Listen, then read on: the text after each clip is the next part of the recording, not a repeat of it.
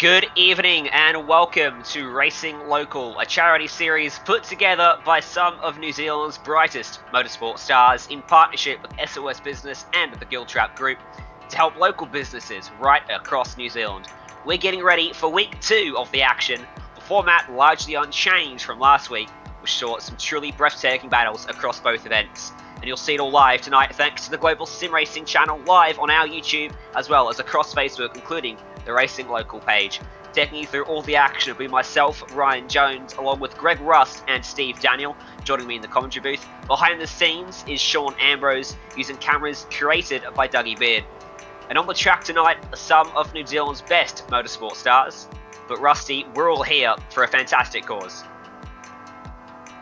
Ryan, Steve, good evening to both of you. It's fantastic, wherever you're watching right around the world, to be a part of this. This is week 2 of 4 of a fabulous fundraising initiative. $10,000 was raised last week to go towards small businesses here in New Zealand that are understandably struggling during this COVID-19 period. A great concept brought together by names like Chris Vanderdrift, Brendon Hartley and others to shine a light through the SOS business website on some businesses that are struggling right now. We've got the biggest names in the country that are back here right now. No racing happening, so they're channeling their talents into supporting these businesses in the sim racing world. We've got Mitch Evans, Liam Lawson, Earl Bamber, 4-time Bathurst winner Greg Murphy, Hayden Paddon, Rally Star is in the mix, Kelly Racing's Andre Heimgartner.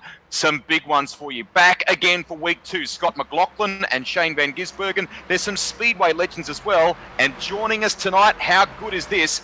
Drifting superstar, Mad Mike Waddell. Can't wait to see him in action this evening. And Steve, last week was an immensely exciting event, the Radical and the Sprint car, but this week we're changing it up. We're changing up the cars, changing up the tracks, but we're keeping the same sort of format. Rusty, Ryan, good evening. Well, look, racing doesn't get any tighter than the 8/1000th of a second, spreading first to third. A dead heat between SVG and Scotty Mack, the later taking the spoils at Daytona. We move to Knoxville, the home of the Nationals. Western Springs Speedway star Braden Davison winning the feature. But now it's time to move to Road America near Wisconsin in the Riley Daytona prototype, a car that the event organizer Brendon Hartley raced to success in 2013. From there we move to Tony Stewart's Eldora Speedway, home of the dream. Kiwis given the opportunity of taming the dirt late model pros. Rusty, tell me about the format. Well, the format's looking really good, and we've got it compressed basically over next 2 hours. So in terms of the action, first up with those Riley Daytona prototypes, we have 5-lap heats, followed ultimately by that 10-lap main that you can see there. So we're constantly racing here online. You'll get to see some of the stars throughout the heats, and we'll build towards those main events, those that make the cut, so to speak. And then when we get to those dirt late models at Eldora Speedway, we've got a sequence of 8-lap heats, 4 of them in all. And then we go through a C main, a B main, and the top 30 will make it, the 30-lap main event, I should say, with only the top 22 making it through. It's an awesome night of racing, great selection of cars, and no one's really got an advantage when you look at the 2 different styles of disciplines we're offering here. Some will have great circuit racing experience, okay, that might work for them in the sim racing world while we're here at Road America, but Eldora Speedway, that's a totally different venue and a totally different car and discipline. Certainly is, and through the power of the internet, we have a unique opportunity here to listen in on the driver's briefing for this event. As the track is closed, everyone brings it back to pit lane, and we will tune in and have a listen to this driver's briefing.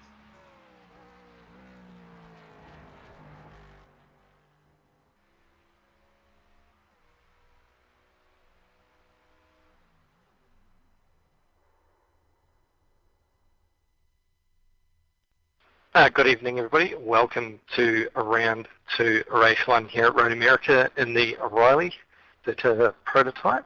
For those of you who don't know me, my name is Nathan Clive, and I will be in race control for the series. Joining me tonight is Kenley Brown, Cam Galley, and Xavier Simmons. So tonight's format is 9 minutes or 2 laps of qualifying. That will set the grids for the heats. You'll be in one of the 2 heats. They will be 5-lap heat races, or 10 minutes in length, with everybody qualifying to the final race of the night. After our heat races, we will go to a warm-up session, which currently stands at 5 minutes. We will advise you if we're going to shorten that session. There is a probability that we will shorten it down to just 1 or 2 minutes. Then we'll get into the feature race. That is 10 laps or 30 minutes with a top 15 invert. In terms of starts, the starts tonight will be a standing start. There could be a competition caution tonight as well, thrown into the feature race only. That will be up to race control whether we throw that caution or not. You have 3 fast repairs to use throughout the race. You'll have to tow if you need to make use of those, or pitting. Pit stops are not required either for tonight's race. In terms of yellow flags, this week they are going to be controlled by race control. The yellow laps do count for the total race length, so just be aware the more laps we do under yellow, the less racing laps you will get to race. That's all from me. I will now pass you over to Kenley, and he will run you through what he would see from a racing perspective. Yeah, good evening everyone. I'll try and get this part over pretty quick. You all know how to race clean. There's going to be zero tolerance if you take out another car tonight. You'll be instantly given a 30-second iRacing penalty. If you continue, you'll be disqualified from the race. If you're not at the door of the car you're passing, then you must back out. If the car being passed moves under braking, then they'll be deemed the cause of the incident. If we see any intentional wrecking, driving the wrong way, or reckless driving, you'll be removed from the server without warning. Drivers' connections will be monitored closely tonight. If you're blinking, you'll be given a warning, and you must try and fix it after that race. If in that race it gets worse and you're in a pack, then we will disqualify you just because it causes issues. But you will be able to go and sort it out and rejoin for the feature. Just a reminder that the iRacing voice chat is to be used only if you need a black flag cleared. All other communication will be one way from race control to you guys. And just finally, there's a lot of people watching this online. We want to try and keep it as realistic as possible. So if you just keep it clean, treat it like a real race, you don't need to win it in the first corner. There's plenty of laps to make passes and move up the field. So with all that said, have fun, enjoy yourself, and if Nathan's got nothing else to say, let's get into racing. So there's 20 seconds left in the session and we will go into qualifying, so we're just going to let the time roll out. There's no point going out for a lap. You'll have 9 minutes or 2 and 2 laps to set a qualifying time. Alrighty, let's get into the action here at Road America for our first event of the evening, as we cast our eyes to the iRacing Motorsport Simulation Service, to the virtual 6.5 kilometers that make up the Road America circuit. Qualifying about to begin, and it's time to find out how our field shapes up this evening. At their disposal, they have 2 laps to complete to put in the best time possible here, Steve. Absolutely. We're going to see a great event coming up. Ryan, what do you say? We're at Road America. We've got the best Kiwis out. I can't wait. Steve, worth remembering too that Road America is such a legendary joint, isn't it, guys? I mean, Elkhart Lake, Wisconsin, they've been hosting racing in the real world there since the 1950s. IndyCar, NASCAR Xfinity Series, AMA Superbike, you name it. And Robin Miller, the great open racing journalist, says that this place, well, it's the best test of road racing in North America. Such a long circuit as well, so hard to put down a perfect lap without making a mistake somewhere or running off the track. That's something that is, I guess, a lot more of a talking point in iRacing as it is in real life, because if you drop half the car off the track, you're not just using up the limits, you're using up your lap. You'll get an off track and your lap time won't count. So you've got to really make sure you're staying within all bounds of the track. For example, if we had a wall like a street circuit, we often see in real life, if you wipe the mirror up against the fence, that won't count as a lap in iRacing. So you've got to really be accurate, and on a 6.5 kilometer track, that is extremely difficult. It also means we're going to be a little while here before we see our first lap times come in. There's Matthew Payne. There's the car we're racing today, the Riley DP Daytona prototype. It's a car that's been archived, turned into a legacy car in iRacing. It's not used too often anymore. One of the first prototypes that was introduced to the iRacing service, but it's a very good looking car. She spoke to Brendon Hartley during the week, and he talked about just what a beautiful car this is to drive. So compared to what we saw last week when we were at Daytona, these are perhaps not as twitchy or as nervous as what we experienced in week one. Beautiful machines to race. A couple of other things that emerged in the week. We learned, of course, that the best presented livery, as a result of a bit of discussion, went to Brendan Partridge in that first week, and the Hard Luck Award, Greg Murphy. He missed out on some of the sprint car action. Wasn't quite good to go. Now, what was the reason he missed out on the sprint car action, Rusty? I believe it was announced he forgot to buy the sprint car. That's correct. Amazing. So he's been working with his son, Ronan, who's got some great plans to go racing in America this year, hopefully once this COVID period ends. And he and Ronan have been working together, and he's been spending some quality time on that sim Murph. So let's hope it's a better second week for the 4-time Bathurst champion. Yeah, and well, with the rig that I hear he's got set up at home and the money that's gone into it, I find it quite amusing he didn't have that car. But I imagine he's got both of them sorted for this week. Won't make that mistake twice. We'll remember we'll be going to Eldora in the Dirt Late model after this event here at Road America. Still watching Matthew Payne here as he runs his way around the carousel and then into a very high-speed corner coming up for Kink, which leads towards the last sector on the racetrack. Going to be extremely nerve-wracking in this car. Maximum commitment is to tip it in, hope the car sticks, and that's a corner that you do not want to be going side by side in when it comes to the race, Steve.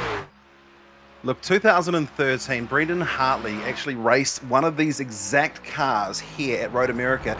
Do you think there's any maybe chance that that was the reason why that they chose the car tonight? Probably. He's had quite a hand, hasn't he, in not only setting up this week, but the entire initiative was set up by Hartley and his wife and Vanderdrift, Kristen Hermansen, and all of those people coming together to create this, who've done a fantastic job in what was a very short period of time, Rusty, to actually make this all come together and to find a fantastic cause that everyone can get behind, because it's the local businesses that are the very foundation of a community. Ryan, as you know, what's that great old saying about necessity is the mother of invention? We had all these great Kiwi racers from all sorts of different disciplines forced to come home because of that COVID-19 period, and Brendon and Chris Vanderdrift and others had been, Barry Tomlinson, who's been around the game for a while, I mean, they were talking about what to do in this period. They could support the community in some way. So we've got some support from Giltrap Group here.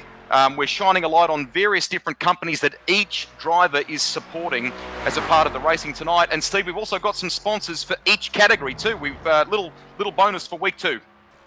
Yeah, we certainly do. You have the opportunity of having a few more companies come on board as sponsors tonight, and Pam's Finest will be taking the spot as the naming rights for the first race of the night tonight. Riley Daytona Prototypes by Pam's Finest. Before we move on to the JWL Investments Dirt Late models, the current, and he's up on screen at the moment, Sam Waddell. His father, Dean Waddell, owner of JWL Investments, has come on board to look after the Dirt Late models, of course, looking very, very similar to what Sam races in normal life here in New Zealand. Just saw Mad Mike Waddell there on screen for a moment. He's back in 31st at the moment. What a great name to have running in this series, to join the list of legendary drivers out there on the racetrack, as we're starting to get now towards the business end of the session. Everyone's starting to complete their second laps, and how it stands at the moment is Tom Blomqvist is currently fastest with 2 minute 2, 1.974. It's 0.2 per second. Back to Liam Lawson, Matthew Payne, Will Bamber, and Matt Stevens, your top 5 so far. Well, Matthew Payne was certainly very, very quick last week, sitting in third place at the moment. Tom Blomqvist, though, at the very, very top, the son of the great Stig. And Liam Lawson, we saw him in an amazing battle last week, getting third place in the first race of the night behind Shane van Gisbergen in second place and Scotty Mack. Are we going to see it happen again? We've seen those top drivers start to rise to the top again. It's going to be an interesting race tonight. Greg Murphy, I think, picks up an off-track on that lap, so it didn't count for him. He's currently way back in the, 60-odd place at the moment. So remember, we've got 2 heat races. That's what this is setting the grid for. It's not for the feature.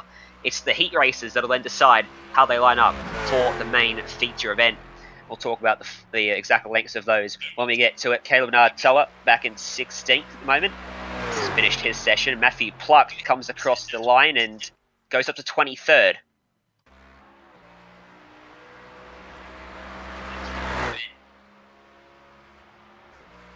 And Rusty, as we get close to the end here, we see Bryce Harding up there. Any names on this leaderboard jumping out at you is a bit of a surprise to be either up the order or down the order here.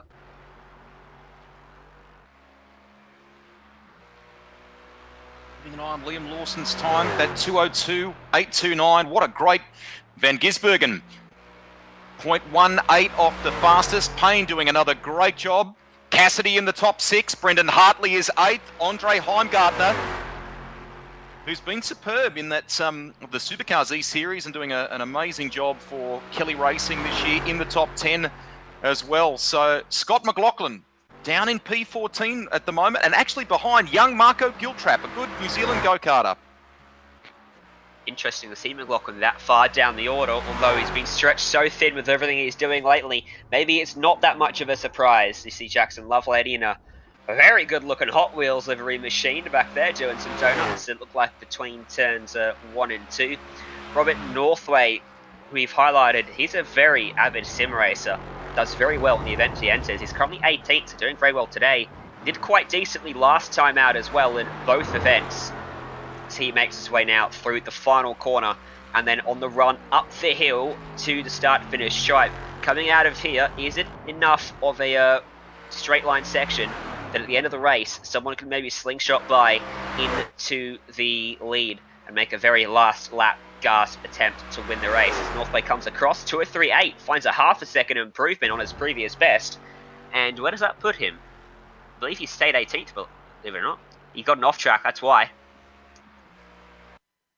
And just while we're multi-screening here and keeping an eye on everything as things time out for the qualifying session, I noticed that Jaxon Evans is watching on the Racing Local Facebook page at the moment. We had hoped to see him in the mix tonight. Yeah, big shame he's not been able to make it tonight, but he was here in week 1. It was good to see him out there, the Porsche Super Cup racer. Now, isn't he over there in Europe after winning the Australian Carrera Cup Series? And I'm sure, hopefully, we can see him back. How good is the front row for Heat 1? Let's take a look at it. Liam Lawson and Shane van Gisbergen starting off first and second, both part of Red Bull, of course, one racing for Red Bull Holden Racing Team, and the other, Liam Lawson, as a part of the Red Bull Junior Team, competing in Formula 3. Anderson and Hedge will be behind them. Heimgartner is up inside of the top 5, and a few sim racers up inside the top 10 as well. Down further, it looks like Greg Murphy, Mike Woodette, is it Chris Vanderdrift there, well down the order. Yeah. So kind of wind the clock back a little bit to what we saw at Daytona last week, boys, don't we? Liam Lawson and Shane van Gisbergen again, and last week we saw that cracking finish, that photo finish involving Scott McLaughlin as well.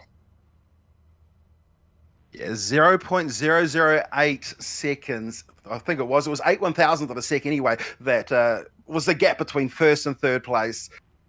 So it'll be interesting to see if we can do this again. Liam Lawson on pole position with Shane van Gisbergen in the place that he likes to sit in the iRacing.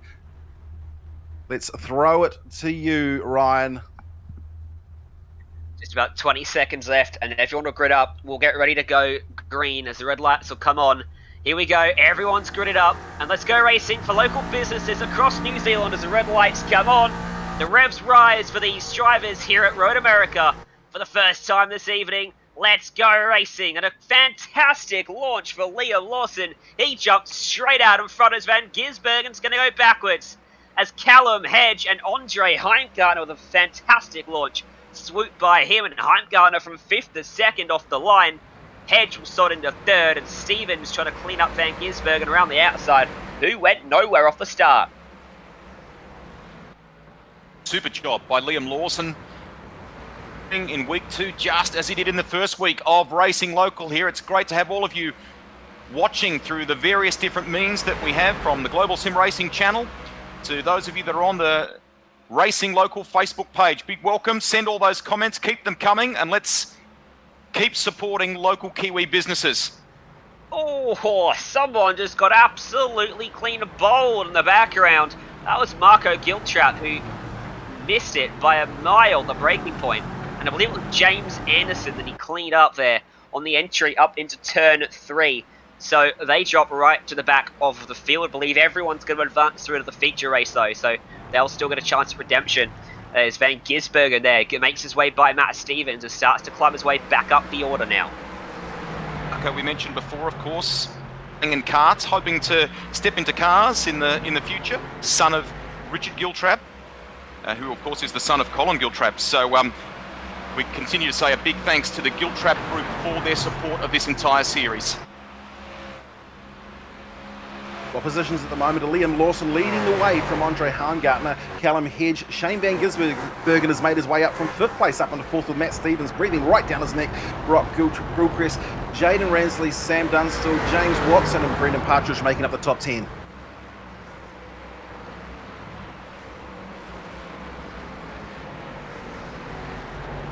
Only a very short 5-lap heat race here to set half of the grid for the feature event. The feature will be 10 laps in length. The top 15 will be inverted, so even if Liam Lawson maintains his very strong advantage, he'll be starting way back in 15th for the feature race. It'll provide some fantastic action as there's Heimgartner losing out almost to Callum Hedge, who tried the outside line, couldn't pull it off, and now here comes Van Gisbergen for Muzzer Motorsports trying to slot his way up in the inside, couldn't quite do it. And now, with a poor exit, look out for Matt Stevens to fight back as you watch from on and board with Hedge looking back as we run down the straightaway. We'll dive into the braking zone here.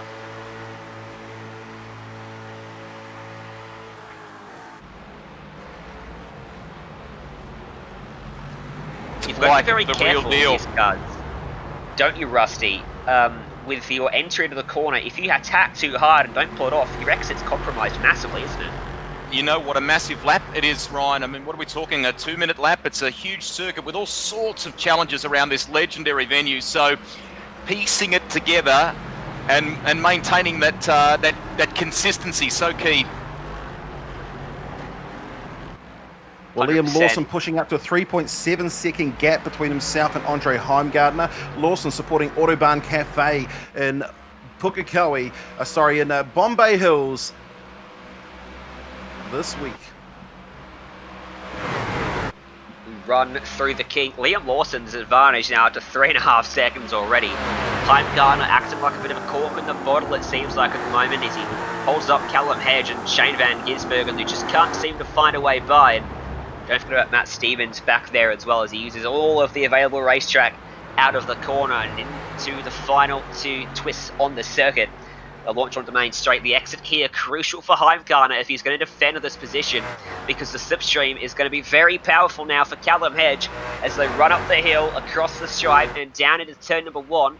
We'll see here how much closer he gets as Heimgartner moves it over to the inside fence, trying to cover off the inside. Hedge will have to go the long way around down here at turn 1, but he's got a lot of momentum as they jump on the brakes, but Heimgartner again supreme on the braking zone.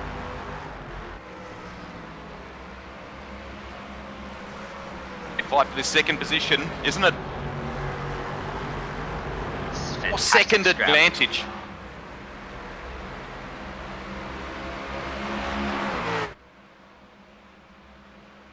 It's a fantastic scrap, isn't it?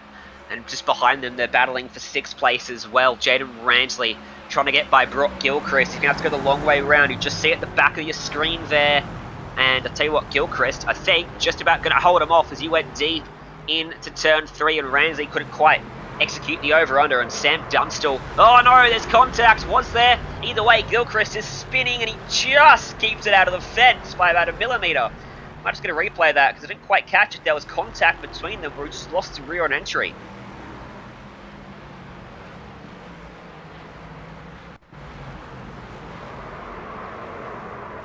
Here's the replay up on your screen. And is there a touch, or was that on his own? Yeah, didn't quite see there. We'll take a look at another angle here. This is from above. This will give us a really good shot here, Rusty. How do you see this?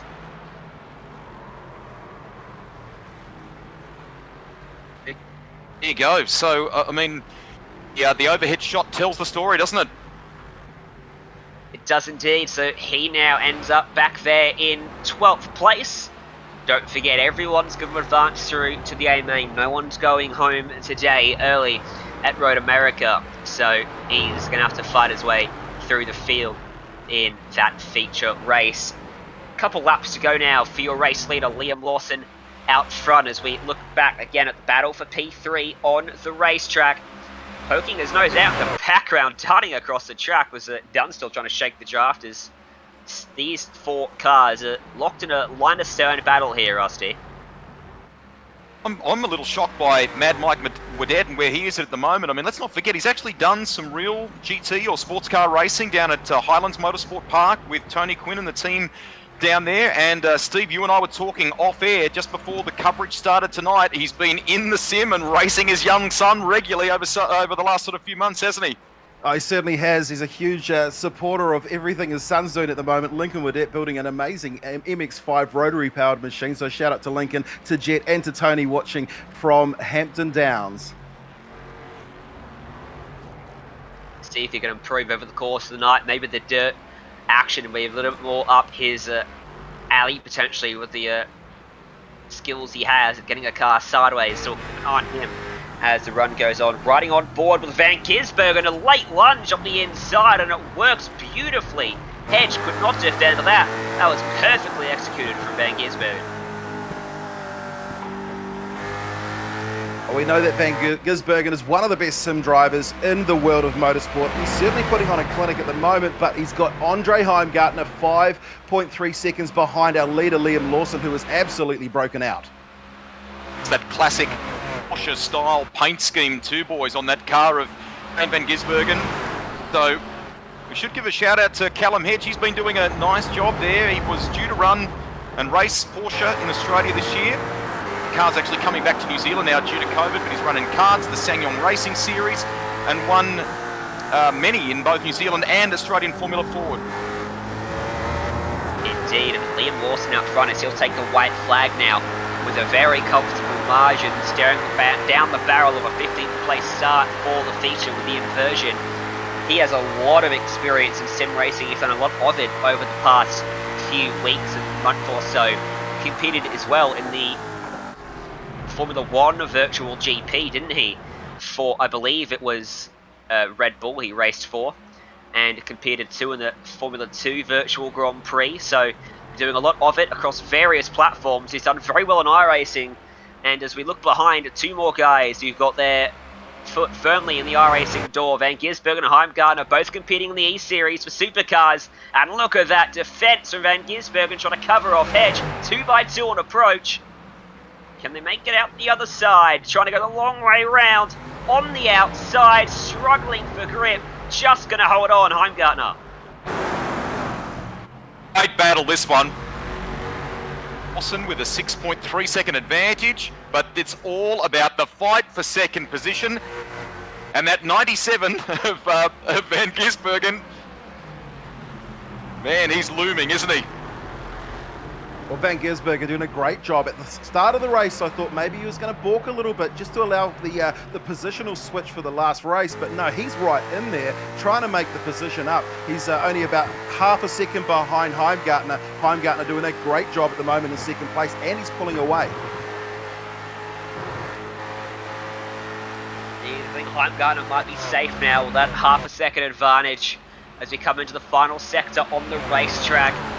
But as these guys battled, they let the leader just absolutely run away with it. Leon Lawson, completely unchallenged. He converted off the line absolutely beautifully, no wheel spin whatsoever, launched away from the field as Van Gisbergen, he goes with a massive lunge, switches to the inside, and SVG up into second place right at the death as Liam Lawson will take the victory out front.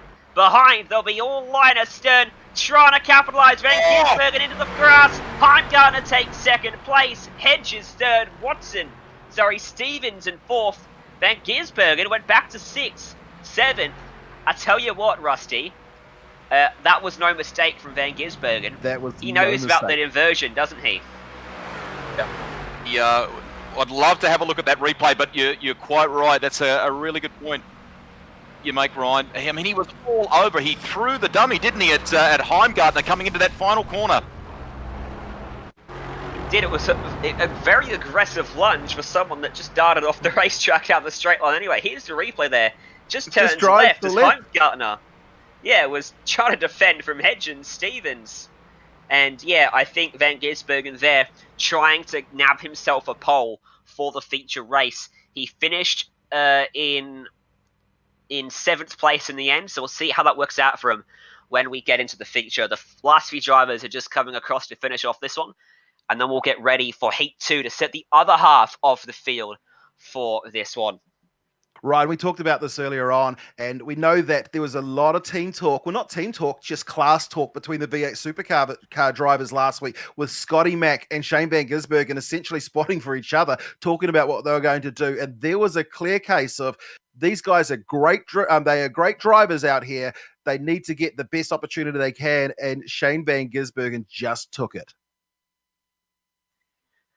Will be interesting to see what McLaughlin does now. He'll be lining up in the second heat, and obviously he's probably talking to Van Gisbergen again, so it'll be interesting if he tries to fox his way onto the front row for the feature event as well. Looks like finally all the drivers might have... no, still got a minute left of this session to run down. So Ryan, question...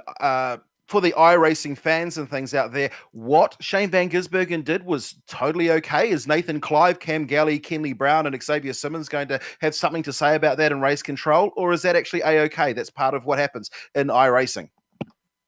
Well, I mean, yes and no. I don't think it was. It's not explicitly stated in the rules you can't do it. It's sneaky racing, but I don't think you can't penalise them for it. No one said you can't do it. And we've seen it in various series before. I'm fairly certain drivers. I'm fairly certain somebody just turned on the microwave at home and it just sent him to the left-hand side. So SVG, that's my call. Yeah. Comments on the Racing Local Facebook page, boys, about it. So Chris Allen saying sneaky. Chris Allen, of course, part of the Rattler Motorsport team who campaigned Shane Van Gisbergen in the drifting, but we are straight out there with Matt Payne leading away. Oh, big crash, huge crash further back in the field. That's going to take out about half the field towards the back half as they get through the front half of the field at least. Tom Blomqvist off the pole, made a mistake down at turn 1, goes back to third behind Nick Cassidy. Matthew Payne got a great launch off the line and took the lead away as someone spears off to the left-hand side through turn 3. Yeah, that was Scotty Mack is gone.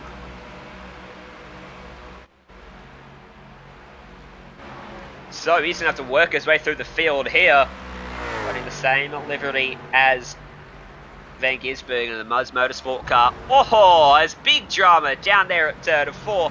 Someone's been turned. Harry Edwards is around. So too is Craig Brock, Bryce Harding, and someone else, Andrew Waite as well. They were 3 wide on approach. That never works in cars that, frankly, it is pretty wide race cars. Here we go, Rusty. Take a look at the replay down here at the corner. This was the incident. This is... They've already had the incident there. They'll have to rewind up just a little bit. Seeing the aftermath of it there.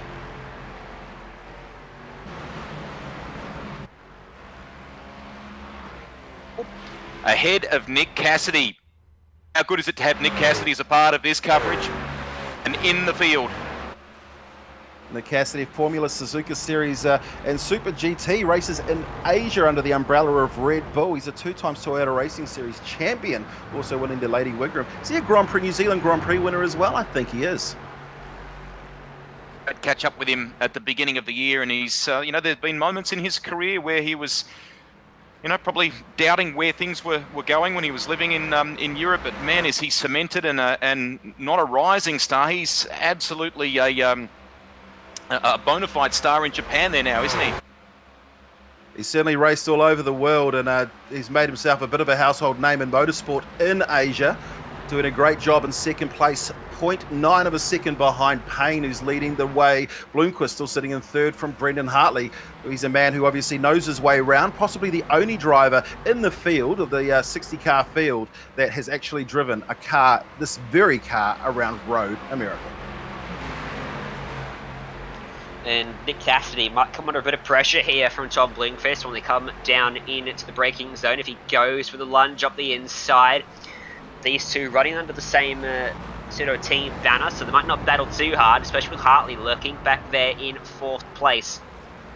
Matthew Payne trying to replicate the joys of Liam Lawson out front. He's up to a 1.1 second margin as it continues to edge out now over this lap. But he'll be hoping that Blomqvist gets to the back of Cassidy here and they start scrapping for second.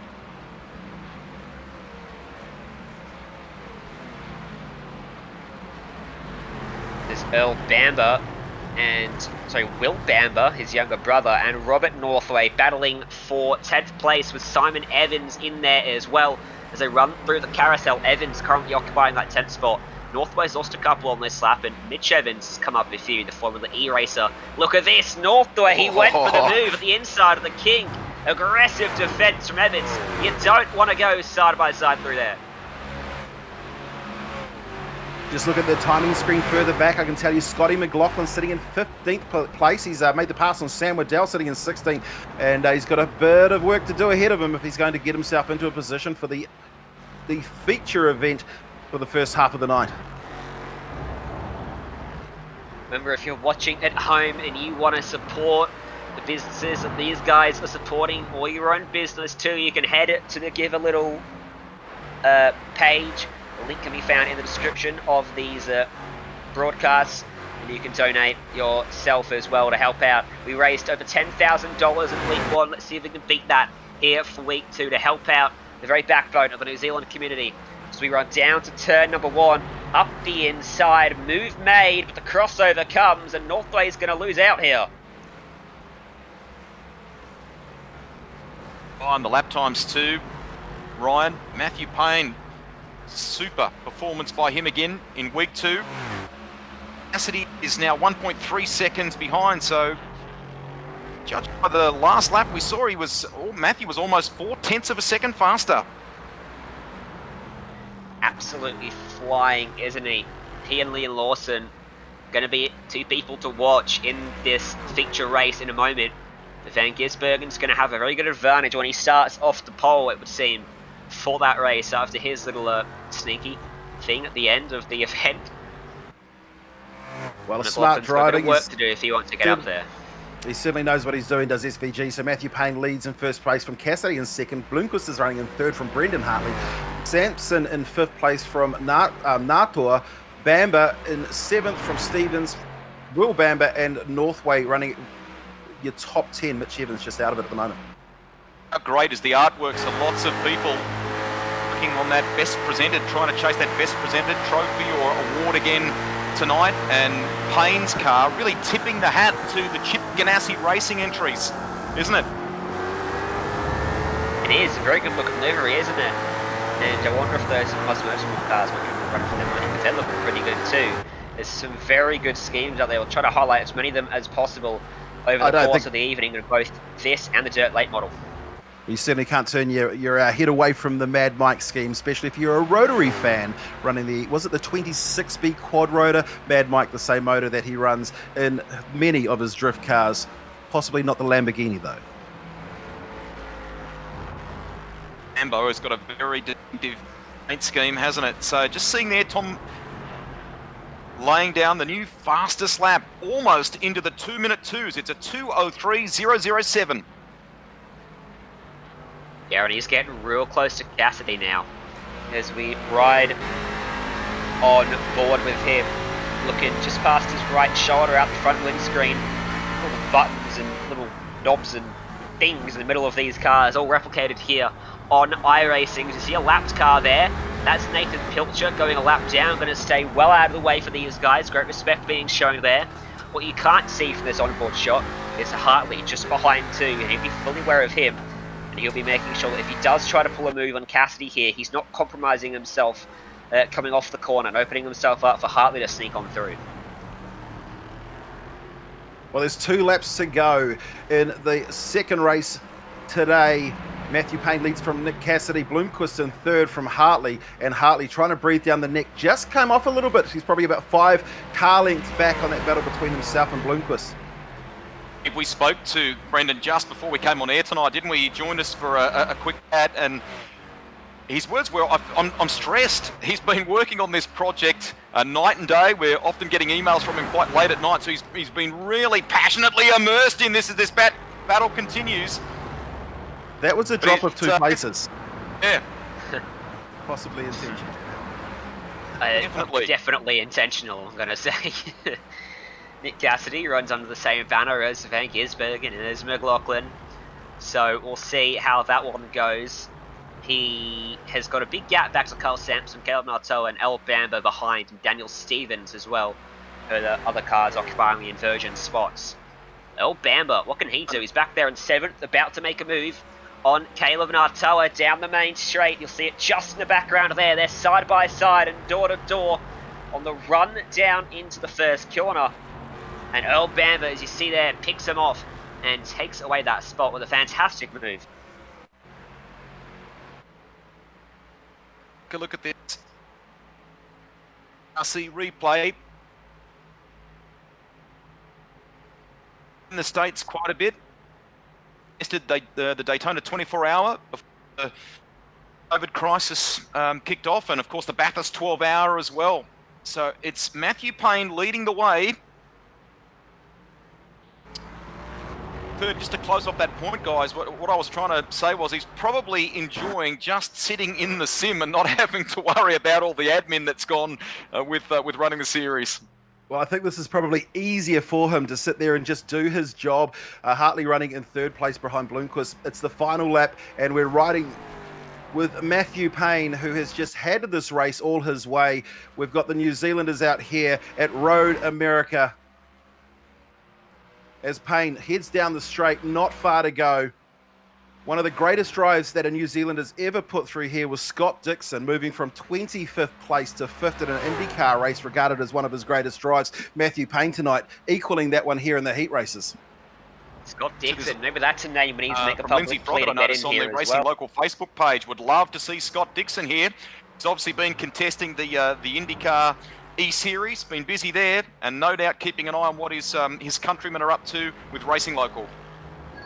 Yeah, and that Dixon event was actually last year that he ran 25th to 5th, and Matthew Payne, he's doing it all the way at the front at the moment, coming down the straight. The checkered and he will flag. take it out. Fantastic result for him. The checkered flag flies with the 3-second margin almost back to Blomqvist and Hartley back there. Looks like we're very close to the line between that would look like Nick Cassidy forced to 7th place, just like Van Gisbergen on the final lap of the race.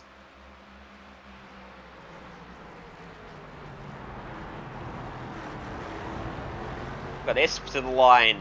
Still banging doors. Brendon Leitch, Adam Williams, Callum Quinn still rubbing a bit of contact and a bit of damage as he gets edged out onto the grass, tries to rejoin, but he'll lose that spot. Callum Quinn might be able to pick him off here with a good exit, but it looks like that's settled as they continue to scrap up towards start-finish straight. That'll be your top 20 rounded out by those 4 drivers.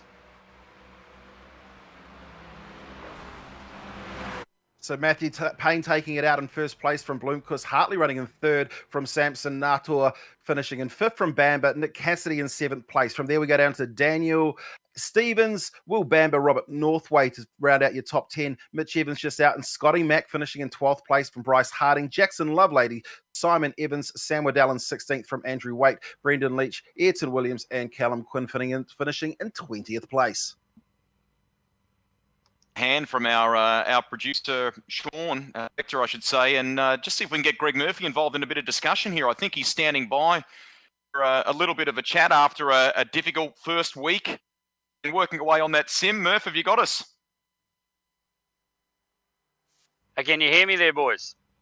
You can. How are you travelling? I think that I've worked out Discord is actually the biggest achievement I've had.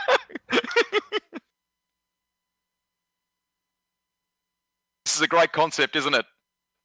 Yeah, mate, amazing. I just cannot fathom how much time you got to put into this thing to actually get half consistent and half reasonable at it. But great concept, having a lot of fun. Look at the list of names out there, bashing panels and bits and pieces. So, mate, it's awesome. Heaps of young guys, heaps of young karters, up and coming guys in here as well, doing a good job. So, pretty.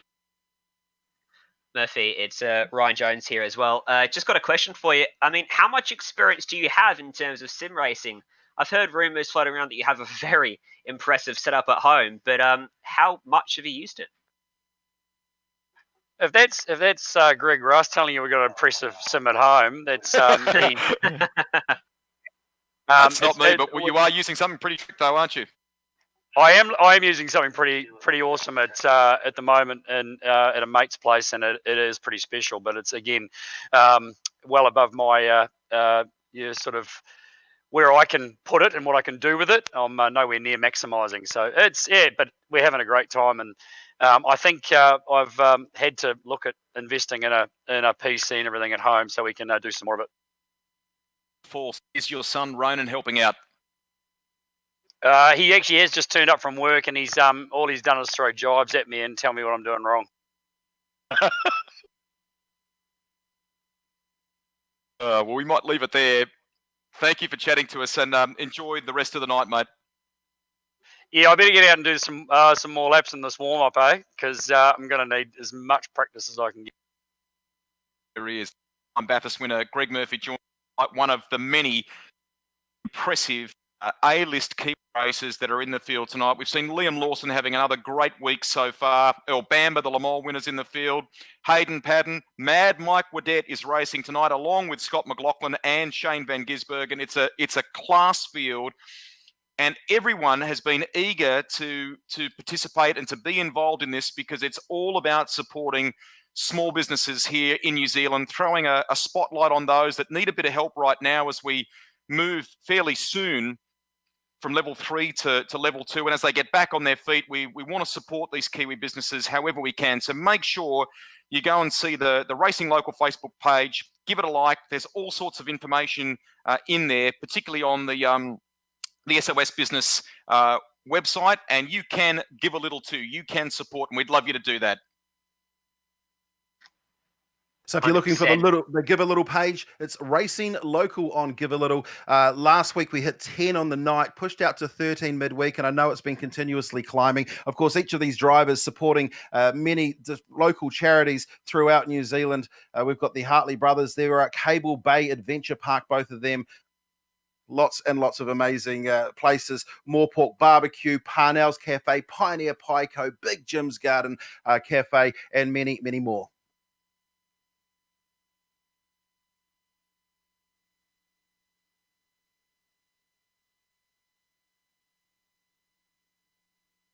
So, just a couple minutes left in the warm-up session before we head into the feature race. The feature will be 10 laps, top 15 inverted. So, top 8 from, well, the man that finished in 7th or 8th in the heat will end up on the front row for this one. So that should be, I got the grid here, don't I? On the pole with Brendan Partridge and Nick Cassidy alongside Van Gisbergen will end up in 3rd after his little duke at the end of the race. Earl Bamber will be back there in 4th. Some of the bigger names are going to have to work their way through the field. Andre Heimgartner is back in 13th for this one. Matthew Payne from 14th. Liam Lawson from 15th place. Scott McLaughlin is going to be back there in 24th. Mad Mike Waddell, where's he going to be starting? I can see Greg Murphy from 33rd. Poor Mad Mike's all the way back in 45th place at the moment, so he's got a lot of work to do here. Might Ryan, be time to get Lincoln in. Yeah, sorry, boys. I didn't mean to chat over you there, Steve. Just mentioned, Steve, a moment ago about the link and to drop a donation. I think Sarah Hartley may be running the Racing Local Facebook page tonight, and she's just put the link on there. So if you check the comments, you can easily find that link, hit it, and support some Kiwi businesses. Yeah, there's some great businesses out there as well. I was going through the list today, and Pocono Bacon Cafe that's who Mad Mike Woodhead is supporting. There's many other names. Hayes Common, 764 Eatery in Pukekohe, that's Matt Stevens. Moz Bar, which is Dan Stevens. There's many, many more. Firebird Wanaka, Hayden Paddon.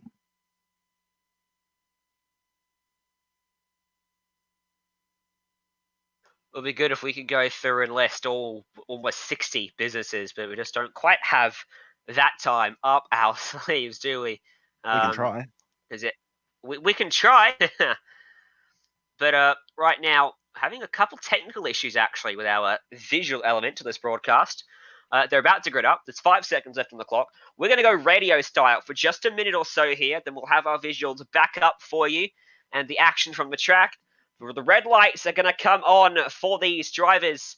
And off the front row, Brendan Partridge and Nick Cassidy will take us down to turn number 1 as they launch off the line. Very even from your front row. Poor start for Van Gisbergen again. Ransley and Nartoa come into contact. Nartoa clipped the fence on the run down to the first corner, but they're all pointed straight at the moment as they jump on the brakes. Still 2 by 2, the majority of the field. Out of turn number 1, a poor exit for race leader Brendan Partridge. Cassidy sticks up his inside, side by side for your race lead. Cassidy goes through, Van Gisbergen follows him, and a bump draft coming from Earl Bamber to his back bumper.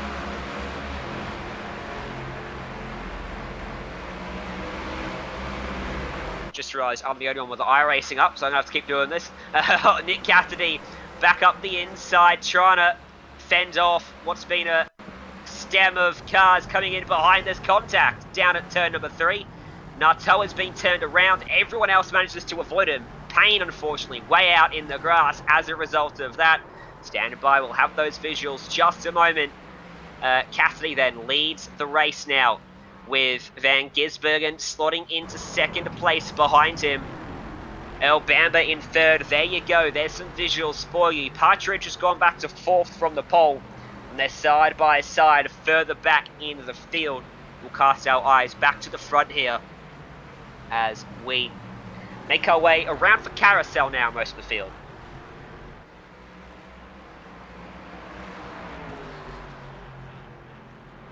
In the coverage here, on the Global Sim Racing channel and on the Racing Local Facebook page, it's Daniel, Ryan Jones and Greg Rust with you for our coverage of week 2 of Racing Local, and this is the one we've been looking forward to with these Riley Daytona prototypes at the Road America circuit. Some gun names in the field too. As we see one of the cars trying to sneak up the inside, couple of cars in the pits at the moment, and another one off to the left-hand side of the track. 10 to go here with the GSRC Racing Local. The best place to go to watch the best of best New Zealand motorsport drivers. Shane Van Gisbergen leading the way. Earl Bamber running in second place from Nick Cassidy, Partridge, Ransley, Stevens, Hedge, Dunstall, Blomqvist and Heimgartner. Your top 10. Ransley just outside of there, Sean, Andre Heimgartner. It's Scott McLaughlin just behind him, but the bit of a gap by the looks of it. Oh no, who's that going around from the top 3 of the field? Someone spun off the exit of turn 3. They're out there on the grass. Nick Cassidy. Nick Cassidy, and he gets collected as he rejoins Diamond Evans up and onto his lid. Almost a big impact for him, Rusty. Have a look here. So it's a little ragged off the exit of the corner, gets tagged in the right rear, tries to rejoin here, and that's when it all broke loose. It's a big one. So that leaves the battle for P3 between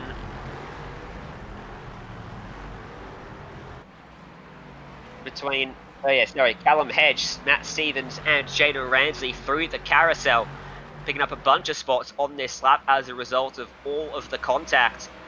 Heimgartner and Blomqvist are battling just behind them as well. You can see there Heimgartner trying to fend off again a car in this evening's event at Road America. He's done a lot of defending so far.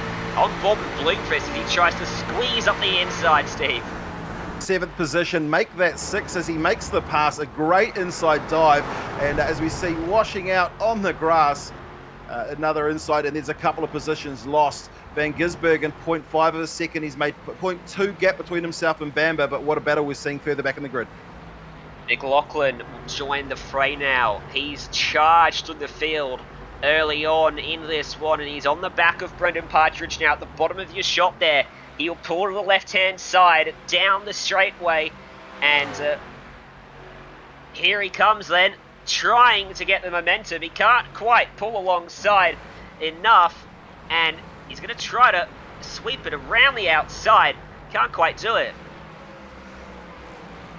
With us in the coverage last week, didn't he, that sim racing that he's doing, because he's involved in everything from that success at the very end of the race at the Brickyard in the IndyCar series just last weekend. What a crazy run to the line that was. And then backed up again for more racing with the supercars midweek, and now with us again in Racing Local, and he was absolutely keen to be a part of all this. So to his family and to his new wife in particular, Carly, big thanks, because it's great to have him part of this. So the gap hasn't changed between first and second. Bamber 0.6 of a second. McLaughlin up to 9th. He's chasing down Blomqvist, but there's over a second gap between himself and 8th position. There is Van Gisbergen's opened up quite a big margin now, just half a second. Doesn't seem like much, but it's just enough on this circuit to be comfortable. Back to Earl Bamber. Stevens and Hedge are still duking it out for 3rd place here. Stevens has found his way by on this lap, but Hedge is still right there with them as they run their way through the kink. You see it just at the back there, the bright yellow car. That is Matt Stevens. Matt Stevens running the same HGT livery on the side of his car as he does in his actual car, certainly going for the best presented this weekend. Gisbergen with under 8 to go now. Only half a second in front of Earl Bamber. What a great battle this is going to be between two very experienced Kiwi racers. A guy that is world class when it comes to sim racing, up in front and played, as some of you have been talking about on Facebook, played a bit of a strategy card in the heat races. Well, it's Van Gisbergen that's quick on the brake, sets himself up nicely for that right-hand switch. And Bamber, a 2-times Le Mans winner, right in there trying to get on the to the slipstream.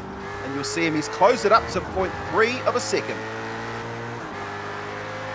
This could be a very good strap down to the finish. 7 laps to go. It's not a long race here. We've shortened up the A main, or the feature event, of our road portion to try and shorten it up as he gets into the back of him. Gives him a shot into the braking zone. Not afraid to use those front bumpers, are they? Great stuff between two very experienced racers. And we've still got a lot of laps to play out here between these two. Behind them, Stevens, Hedge. Heimgartner is 6th. McLaughlin is 9th. McLaughlin sitting in 9th place. This weekend would have been his first Indy Grand Prix event ever, if it wasn't for the COVID. At least we've still got to see him in IndyCar virtually, and I don't know if you saw, but if they'd been using the actual IndyCar points format for those events, he would have actually won the virtual IndyCar Championship. That's how impressively well he did in that car. So, based off his test day that he had too over there in America, he might do very well when he goes over there eventually at some point. As we'll go back to the front because they've closed up again. And in fact, Van Gisbergen's pulled a bit of a margin, but Stevens and Hedge are closing up now to the back of Earl Bamber, making it a 4-way scrap.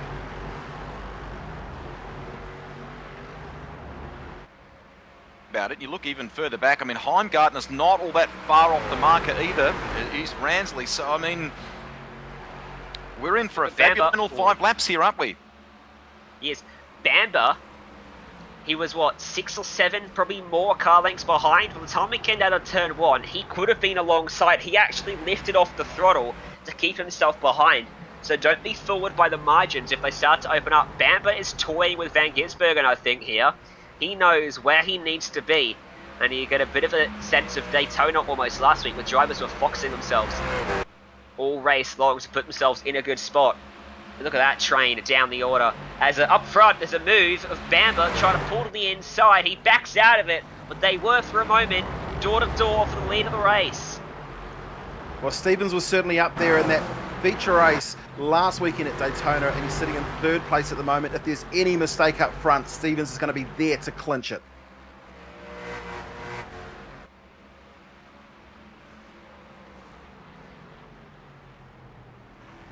Who's very experienced in the motorsport broadcast scene here in New Zealand, who's been helping us behind the scenes with little in the way of stats and facts tonight.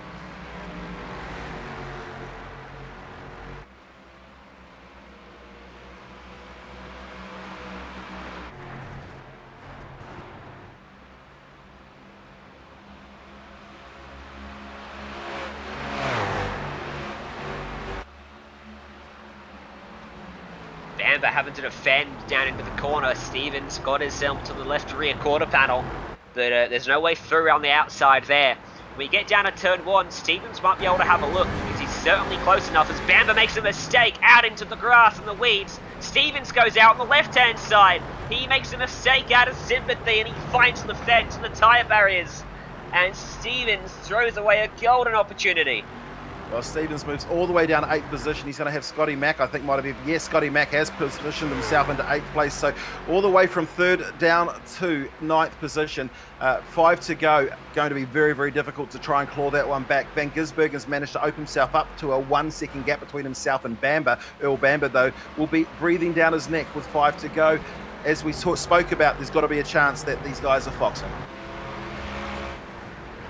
And Liam Lawson, who dominated Heat 1, is still stuck back there in 14th place as well, so he hasn't been able to make any progress, unfortunately. Despite the pace he had in that first event, you can see him there in the Red Bull liveried Riley Daytona prototype, is all by his lonesome and not showing much progress or chance of progress over the next few laps. Couple 2-car, 3-car scraps in front of him.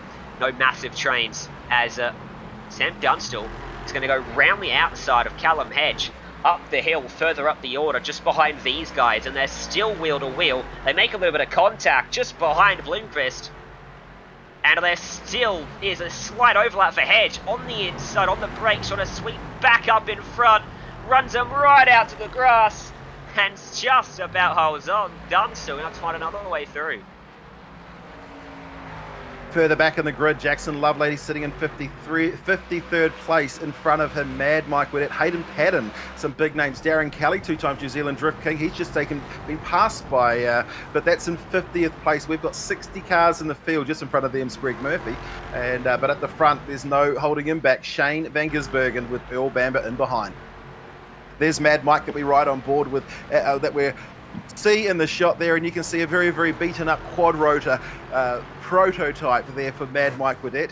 I think his son Lincoln's going to be saying, "Move over, Dad. It's my turn next week." It'd be lovely to see Lincoln in the field.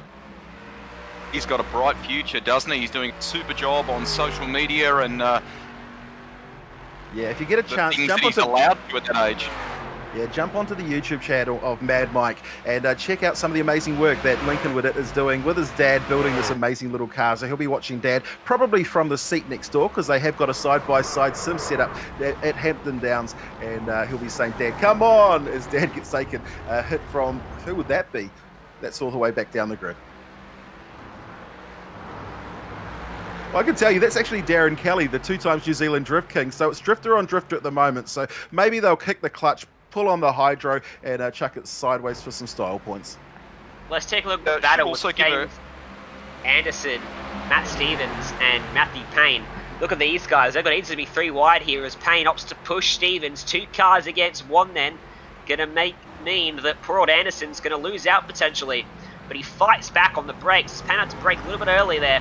He gets to his inside. There's almost contact. This is a great scrap. Final spots to start the top 10. Well, Anderson, he's never actually raced before. He's now sitting in, as you said, in 10th position, dropping down to 11th, but not a bad showing for the young fella. And boys, I'm glad that we bring this up and chat about him, because you've got to remember, pretty amazing for a guy that's never raced, now in the top 10, as you say, or around the top 10, and his dad Andrew gave him the keys to the sim this week. Yeah, James has been doing a lot of racing on iRacing over the past year. If you've seen him in another global sim racing trying to broadcast the 2K Cup, where he's performed extremely well against some of the names like Van Gisbergen, Lawson and Payne. So he has got a lot of talent. Good to see him making it through the qualifying event on Thursday night to make it into this race today, and showing the pace he has to be up inside the top 10. Fights back round the outside of Nartoa. How good was that on the brakes? He just pinched it though right at the end and couldn't pull it up. As look at this, Liam Lawson now is going to find his way behind him. Lawson joins the battle. Adding on the Facebook page about the strategy involved here, given how dominant Lawson was in the heats, and then to have to fight the way that he is at the moment. Going to try to use some of that side draft. Anderson moves over and straight through the middle, takes him 3 wide. Liam Lawson does not hesitate. On the brakes, he picks up 2 cars down that straight, and now he's up into P11 as here comes Nartoa trying to fight back on Anderson. He's trying to squeeze into the inside, trying to attack on Lawson. No, he gets into the side of him and Lawson spins out into the grass.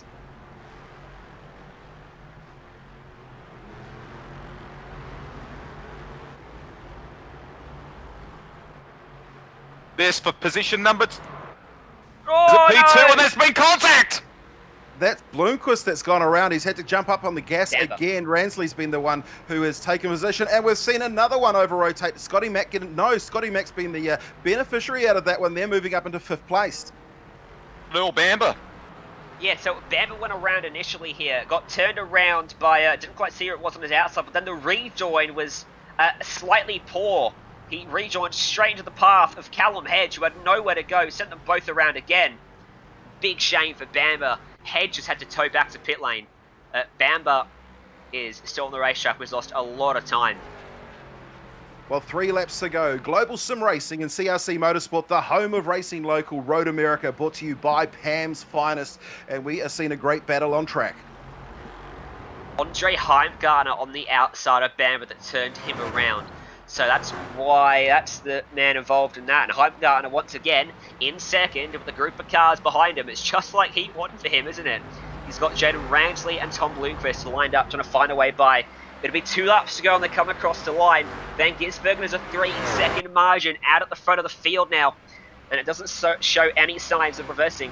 You mentioned McLaughlin's up into 5th place. He's a long way behind these guys as they snake their way down the main straight, Rusty. Here comes a move from Blomqvist. Gets it done, under brakes into the right-hander. And up in front, the 2 supercar stars. Heimgartner, 2.8 seconds behind him. I reckon, boys, with 2 laps to go, that gap for McLaughlin is just too big to the front, but maybe if something happens in this next group, he could pick up perhaps a top 3 here. Certainly could, and just in front of them is Greg Murphy going a lap down. He's not had a good day, has he, so far at Road America. He's not quite come up to terms with the sim racing speed yet. I'm sure we'll probably see him improve over the last 2 weeks of the series, week 3 and week 4 still to come. As we ride on board, both Jen and Rains at the back of this trio now as they found their way by Murphy. And you can see that there's just a little bit of a gap up to Blomqvist and Heimgartner now. But if he maintains that, hating that Murphy. should be able to yeah, you should be able to close in. Yeah, poor old Murphy.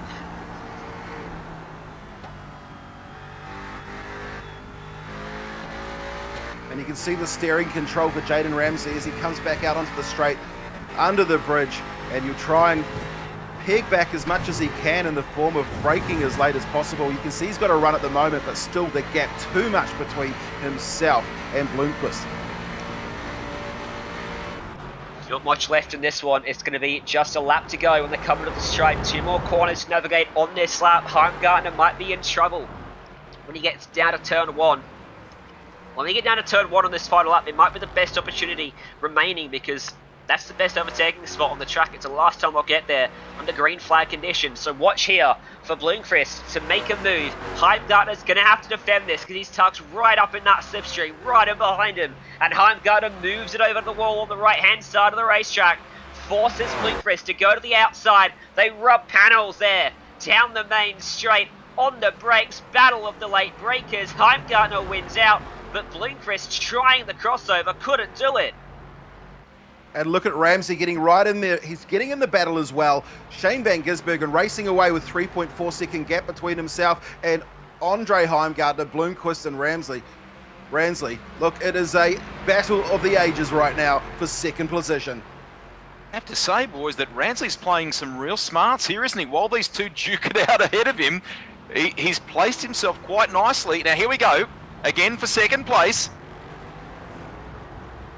Tried to prop him on the outside there, but still just can't quite get it done. Can he hear Steve? He's on the outside for all these corners because Heimgartner's defending for all his life. He just can't quite seem to execute that crossover maneuver. Well, they're trying for the bump draft. You can see it at every straight.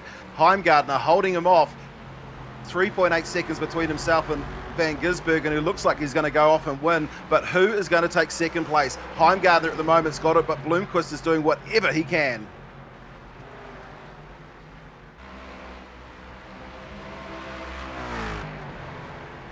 The high-speed finale to laid this down racetrack. the law, didn't he, about quality racing, and we've had that so far. We certainly have. There is Lawson back there in 9th place, trying to attack on Caleb Nartoa as well, so he's still trying to find a few late positions in this one after having to start buried down the order. Here we go, Heimgartner, just a couple more corners to navigate. I tell you what, he might have this one sewed up. He's got to be as clean as he can through the final corner as he defends. Bamber, his teammate even, Blomqvist, he thought about a lunge at the final corner. He couldn't quite get there, and that means Shane van Gisbergen out front is going to win this race by a mile in the end. Behind, Heimgartner will hang on for second as Blomqvist got to his outside but couldn't quite get there at the line.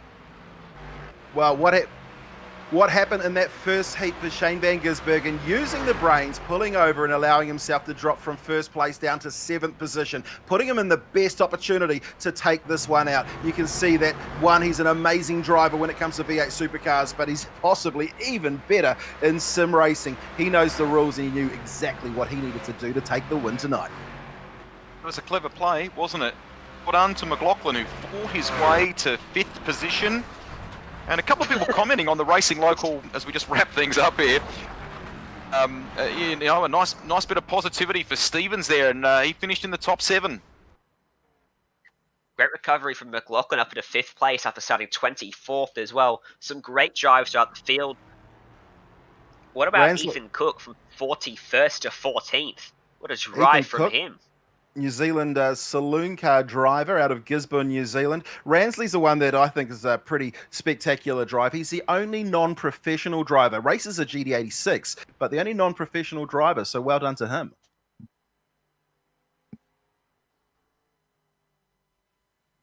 So that'll conclude us from Road America, but the evening is not done. We are going dirt track racing up next at Eldora Speedway in the dirt late models. So we're going to take all these drivers and throw them on the dirt and see how the order shakes up. Stay with us on the Global Sim Racing Shuttle. We're going to go to a quick break. On the other side of this, we're going for a whole other format of racing.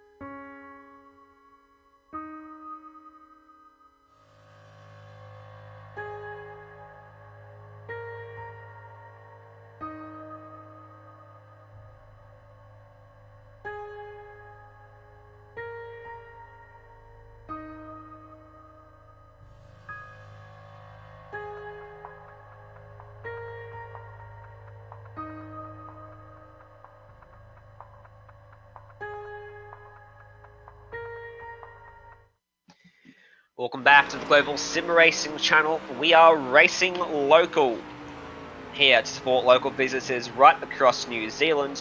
If you want to donate, you can head to the Give Little link in the description to help out the businesses in need across the country. But virtually, we're headed to America, to Eldora Speedway, see a high-speed wild ride around these banks, these high bank circuit, isn't it? It certainly is. Global Sim Racing and CRC Motorsport, the home of racing local. Eldora Speedway, brought to you by JWL Investments. Eldora Speedway, owned by NASCAR superstar Tony Stewart.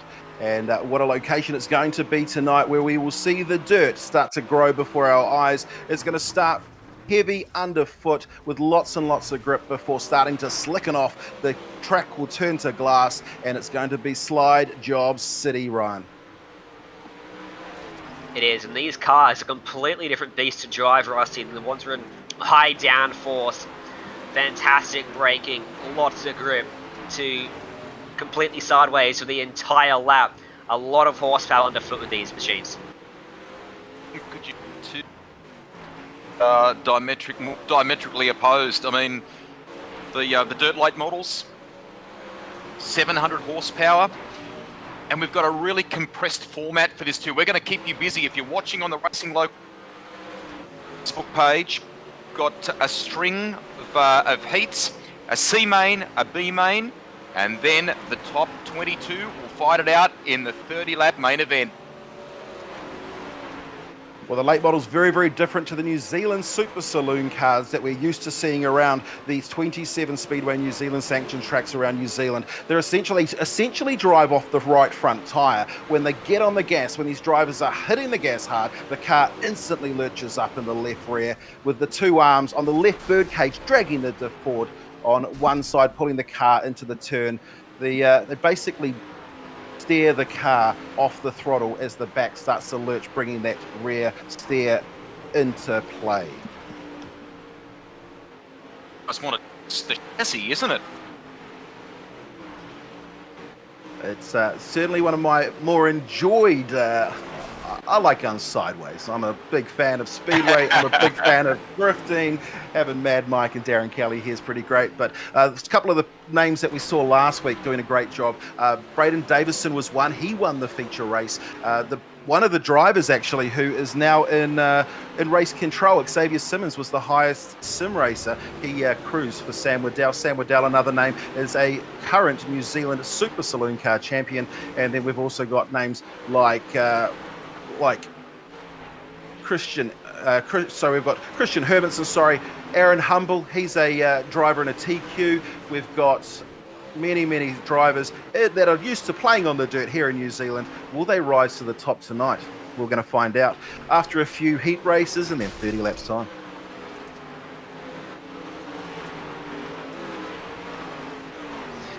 To be a few minutes left in this warm-up session as everyone just joins the server. We get everyone in before we launch them into qualifying. The qualifying format, of course, only one car.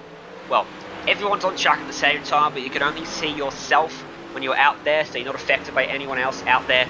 There's 3 minutes for qualifying in total, and you get 2 laps to put in the best time you can, and of course into those heats, consolations, and the main event, which will have just the top 22 drivers. So a few people are going to go home a bit early in this one. 60 so we've got goes down 22.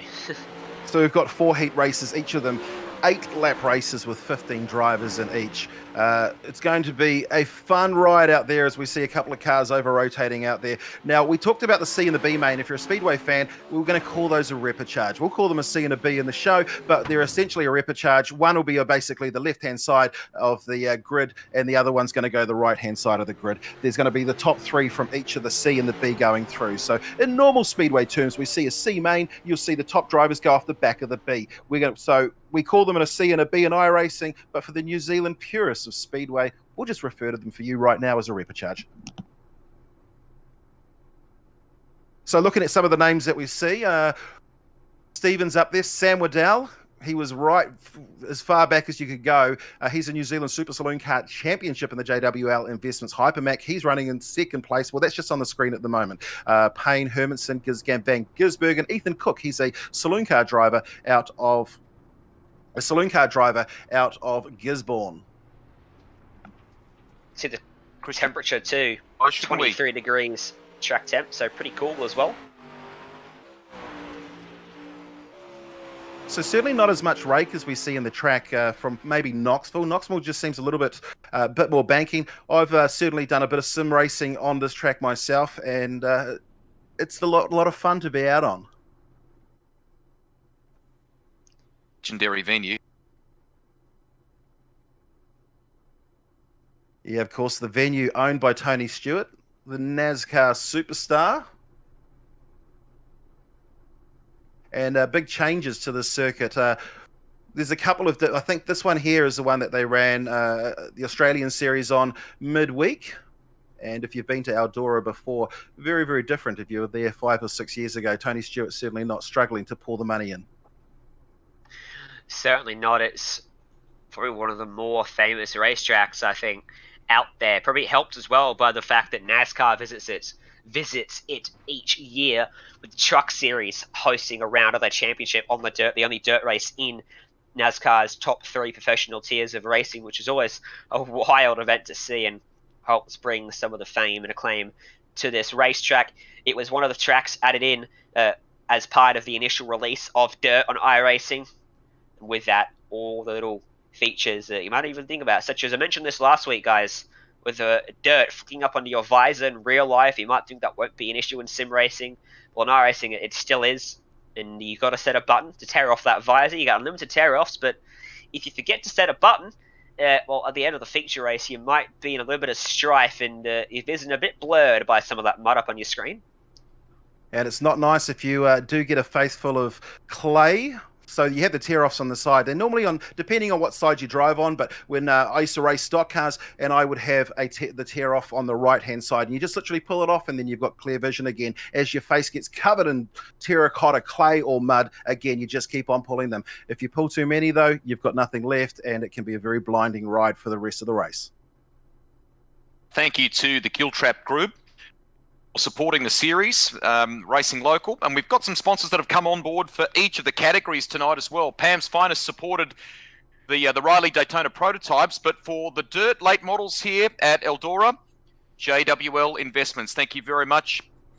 And for all of you watching on Facebook too, Brendon has said to us during the week that he's absolutely open to ideas, suggestions about cars, tracks, and formats for Week 3 and Week 4 still to come in Racing Local.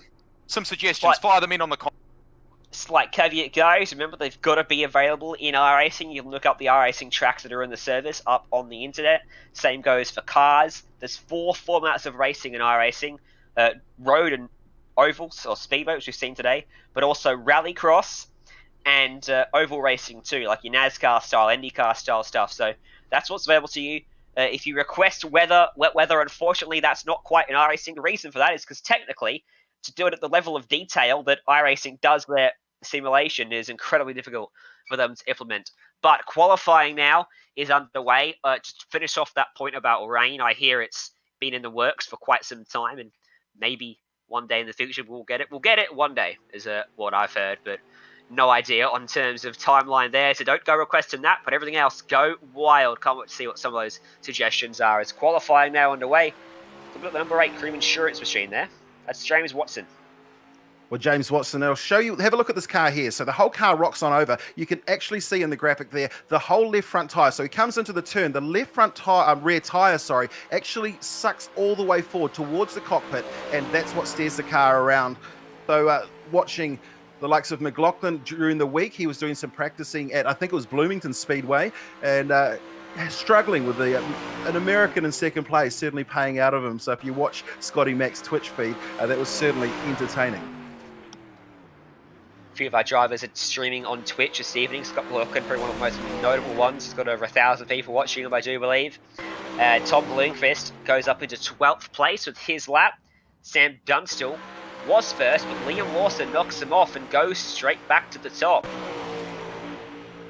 So Lawson, 15.9 second. Now this is a half-mile track, 800 metres. If you look at the likes of Bay Park Speedway in Tauranga, they're doing around 15 seconds to go to do the 400 metres. So showing you the speed of a track like Eldora. Stevens currently sits in the first position now, 15.923. We've got a car stopped. The fastest of the Speedway boys and girls, we've got Bryce Harding in 7th place, Ethan Cook in behind him in 8th, and Azza Humble in 9th position. Hayden Guptill and Jaxon Lovelady in 11th. So there is a huge cluster of Speedway fans just in that back group. Close it is in that top 10. Yeah, covered top by... 10, amazing. Well, top 12 even, covered by... Top 15... I can keep going, can't I? Top 15 are covered by a 10th of a second. It is insanely close out there. All right, Mad Mike Waddell, 32nd for him, so still trying to find a bit of an improvement. It's a rusted old paint scheme he's running. Nathan Pilcher running a pretty cool livery, a throwback to Jeff Gordon's NASCAR scheme.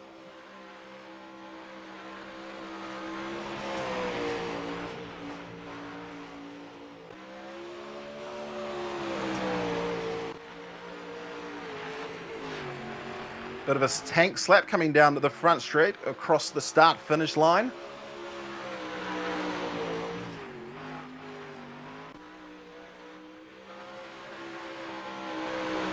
As we see Payne with that HGT livery, just rocking up, riding the concrete wall.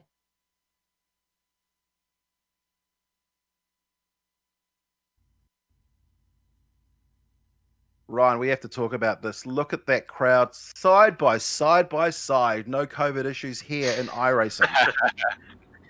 And hopefully in the coming months we can go back to that in Speedway racing in New Zealand as well, and in Australia too, and across the world. Hopefully we'll see it again soon, won't we? But hopefully sooner rather than later, as soon as it's all safe. So heat racing now to set the grid for the mains.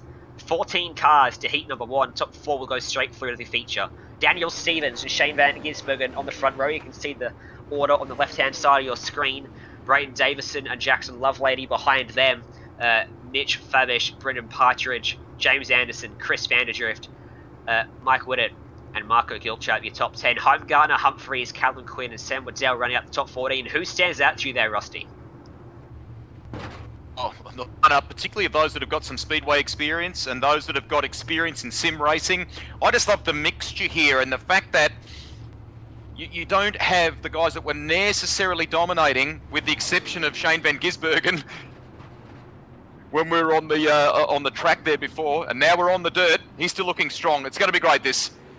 Well, Daniel Stevens, that's an interesting name. Now, excuse me if I'm wrong here, but I don't believe he has any interesting... I don't believe he has any real-life experience. If he does, excuse me, but I know him from a lot of sim racing. He's been in a lot of events, he does dirt a lot, and he's quite good on the dirt stuff, so good to see him mixing it up with some of these real-life drivers, and it does show the talent we have to offer in sim racing. Don't forget, sim racing goes a lot deeper than these all-star events. We have world championships with across the world championships. We have a Porsche Tag Heuer Super Cup and Coca-Cola iRacing NASCAR series. Between them, there's $500,000 US prize money up for grabs. So there's a lot of talent in sim racing. Let's see Stevens if he can fly the flag for him in this heat.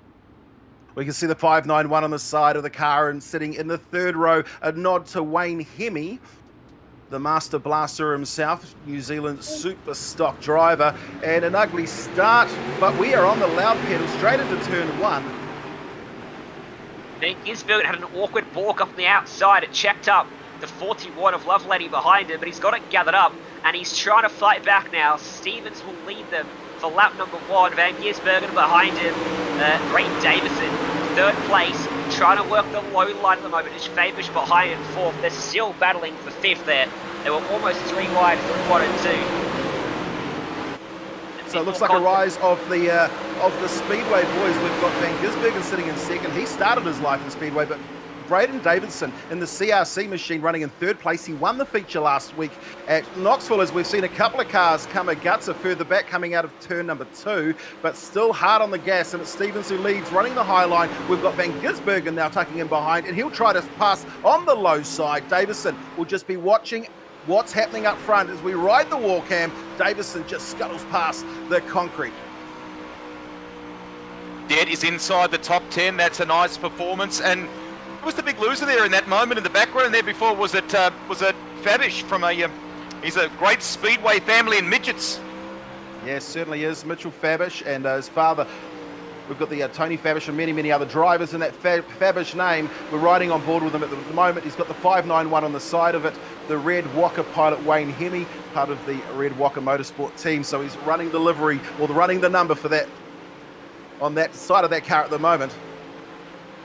Good to see Brayden Davison running the CRC Motorsport machine up there in third. Of course, CRC on Sunday at 3:50 New Zealand time. Going to be showing a 1 hour highlights package of round 1 last week, and make sure you tune in on TV3 for that. Going to be good to see some all-star sim racing for charity up on the small screens there in New Zealand. Well, backmarker traffic coming into play. Van Gisbergen running low, checks up, goes to the middle line, now running through the centre. Gets slowed down by the backmarker, but you'll see him pop out around the outside. But you can see we've come through, and it looks like Stevens takes out heat 1. Takes out heat 1. Did a good job to hold off Van Gisbergen then, so they'll go straight through to the feature, joined by Brayden Davison and Brendan Partridge. And standing by to have a little chat with us between these heats is Brendon Hartley, who was on track for front row, but a mishap on your run, Brendan.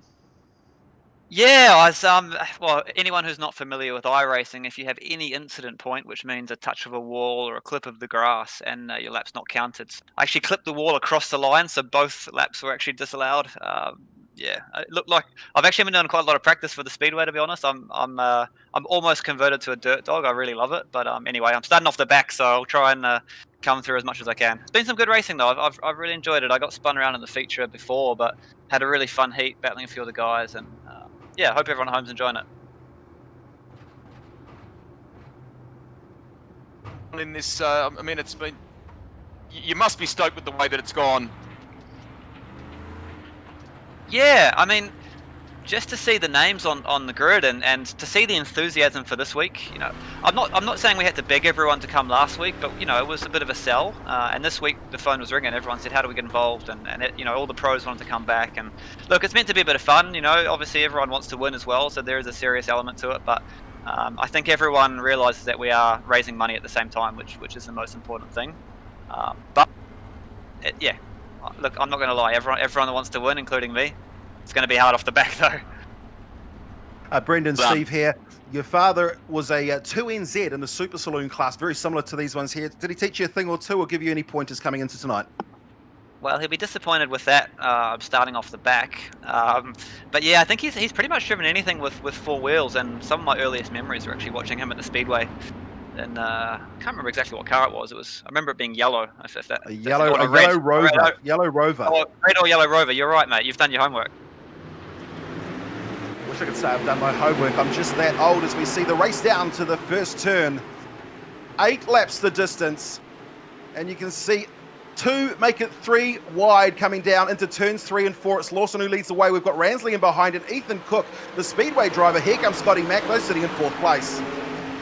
Simon Evans has had a monstrous crash with Andrew Waite coming out of turn 2, took them out along with Rooney as well and Sampson. So a big incident off the start, takes out a few drivers. They'll have to work their way through the C and the big name then as we complete lap number 2, begin our 3rd lap, and it's still Lawson from Ransley, McLaughlin, battle for the final transfer spot, Ben Driver and Ethan Cook. Cook running right up against the fence, trying to find some time, but instead he finds the fence and loses out. And going to get turned around almost. Great save. That was Lewis. Ball was inside. Well, coming back out onto the back straight here at Eldora, it's Liam Lawson who still leads away from Ransley. A great battle as we go back to the front. Liam Lawson, we've seen him racing TRS, we've seen him running many different categories, and he's doing it all right now on the dirt. Scotty Mack we ride on board with at 190 kilometres an hour. That's the speed that we see the late models. The big walking dip in the back, turning the car into the left-hander as we ride on board with Scotty Mack. This is exactly what it looks like on track when he's coming down, trying to chase down Ransley, hoping Ransley will go up high, trying to find the drive down low, but we're not going to see that play a part until a little bit further on in the night when the track slicks out. Scott's been chasing that low line, boys, hasn't he? Yeah, trying to make it work, but it looks like the top is where it's sort of fast for Ransley and Lawson at the moment. You can see them running right up against the cushion at the top of the racetrack almost. Track's still got quite a bit of grip in it at the moment. It's not slicked off that fast yet, but it's certainly changing. The cushion's coming down the racetrack a bit. When we get into the feature, imagine it's going to be pretty slick all the way across the racetrack. It's McLaughlin still trying to work the low line, but he's just checking up too much through the corner, trying to get it turned in as someone in the background went around. Oh, McLaughlin. Oh, they finished the race. So Liam Lawson took the win from Ransley in second place. Scotty Mack 1.2 seconds back in third from Drever. Ethan Cook, the Speedway man, finishing in behind. From there we go to Watson, Bamber, Northway, Gilchrist, Cockerton rounding out the top 10. I feel for Andrew Waite. Didn't he have a difficult run in the 360 sprint cars last week? We're on dirt again, this time at Eldora. And not a great one for him so far. They're very quick races up than the heat races. They're over before we even realise it, quite literally. Only 8 laps long. Remember the top 4 advancing through into the A main. Everyone else having to run through the C and B main. Greg Murphy's going to have to do exactly that. At least he's in the dirt race this week after making sure he actually owned that late model. As we get ready for heat number 3 then. Sam Dunstall, Matthew Payne, your front row. Earl Bamber's in this one. He's back in 8th place. And at seventh place, in the 7th row, we've got the 2 Hartley brothers, Nelson Hartley and Brendon Hartley side by side. We've got Brock and Stevens on row 6. From there we go back to Gilchrist and Cockerton. Earl Bamber on row number 4 with Northway on the outside of him. Then we go to then we go to Darren Kelly and Watson. Darren Kelly, the 2-time New Zealand Drift King, as a humble, racing the TQ out of Western Springs Speedway with Pluck on the outside, and then it will be Payne on the inside with Dunstall setting the pace on the outside for heat number 3 tonight from Eldora Speedway. The iRacing.com pace truck going to dive down out of turn number 4 in just a moment's time, and we'll get ready to go racing for our 3rd of 4 heats here from Eldora Speedway. Racing local, thanks to the Gilstrap Group and SOS Business to help local businesses across the country. You can have your say and your helping hand as well by heading to the Give Little link in the description and the comment section. Eyes on the track as taking us to the green flag, Sam Dunstall at a very even start from the field through turn 1. There'll be 3 wide with the 46 throwing it down to the bottom. That was Aaron Humble, but up top, Matthew Payne, the run of the ball, cleans out the lead of the race. Humble has been doing a lot of practice in iRacing. He certainly knows his way around a circuit as well. Sitting in 3rd place, watch him do the big dive. No, runs the centre line. It's Payne versus Dunstall battling side by side coming out of turn number 2. But Aaron Humble, can he do it? He's been racing since he was 12 years old, his 13th season in Speedway. Matthew Payne setting the fastest lap with a 15.8. The racetrack certainly getting a lot faster than what we saw in the first heat of the night. Darren Kelly still sitting in 5th place from Gilchrist. We see Nelson Hartley's made the most positions out of the 2 Hartley brothers. Earl Bamber splitting those 2. Scrap for 2nd. They are dicing very hard. Humble throws a big slider, goes up to the fence, just kept his right quarter panel off it. But that allowed Dunstall back to his left-hand side, and behind them is Matthew Pluck. These guys occupying the transfer spots, so they don't want to come into contact here. They've got to make sure they keep Ryan, it you clean. can sense that Humble has got contact between them. He was getting frustrated. He's got a fast race car, we know that, and he's finally been able to make a way past. Aaron Humble been racing iRacing for 13 years. Loves riding the cushion, throwing sliders here at Eldora. He said it's his favourite thing. He's in the best place to do it. He is, and going backwards now, Sam Dunstall goes back to 4th place, and Darren Kelly is starting to reel them in. There's just a lap to go and they come across the line though. Is it enough time for Kelly to book a spot on the A main without going through the consolations? White flag flies for these drivers. Matthew Payne with a bigger margin backs Aaron Humble. Matthew Pluck, Sam Dunstall, second, third and fourth, through 3 and 4 for Matthew Payne. He's going to take the checkered flag for heat number 3 here at Eldora Speedway. And it will be Humble, Pluck and Dunstall booking the transfer spots. Darren Kelly finishing in 5th place from Gilchrist Bamber. Brendon Hartley takes it over Nelson. And then it's Watson, Cockerton, Northway, Stevens and Croc. That's your 7 rows. So it's going to be an interesting battle further on tonight for the A main feature. With a big thank you to JWL Investments sponsoring Eldora, the dirt late models.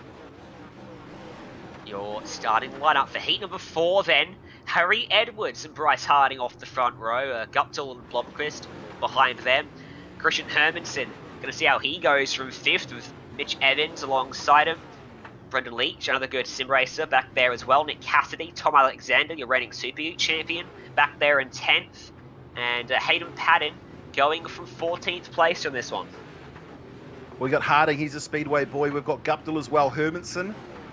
Certainly a few names out there that are trying to make their place racing local. The 4th heat, from here we go onto the C main. There we go to the B, and then it's straight into the feature race for the night. He's very passionate about Speedway, you know that. Been talking about this famous venue, built in 1954, the World 100, the Dirt Late Model Dream, largest 2 dirt model races in the States are both held here at Eldora. If you've just joined us, you're watching week 2 of Racing Local. It's great to have your company for this, and we're about to get another heat underway. The safety truck about to peel off.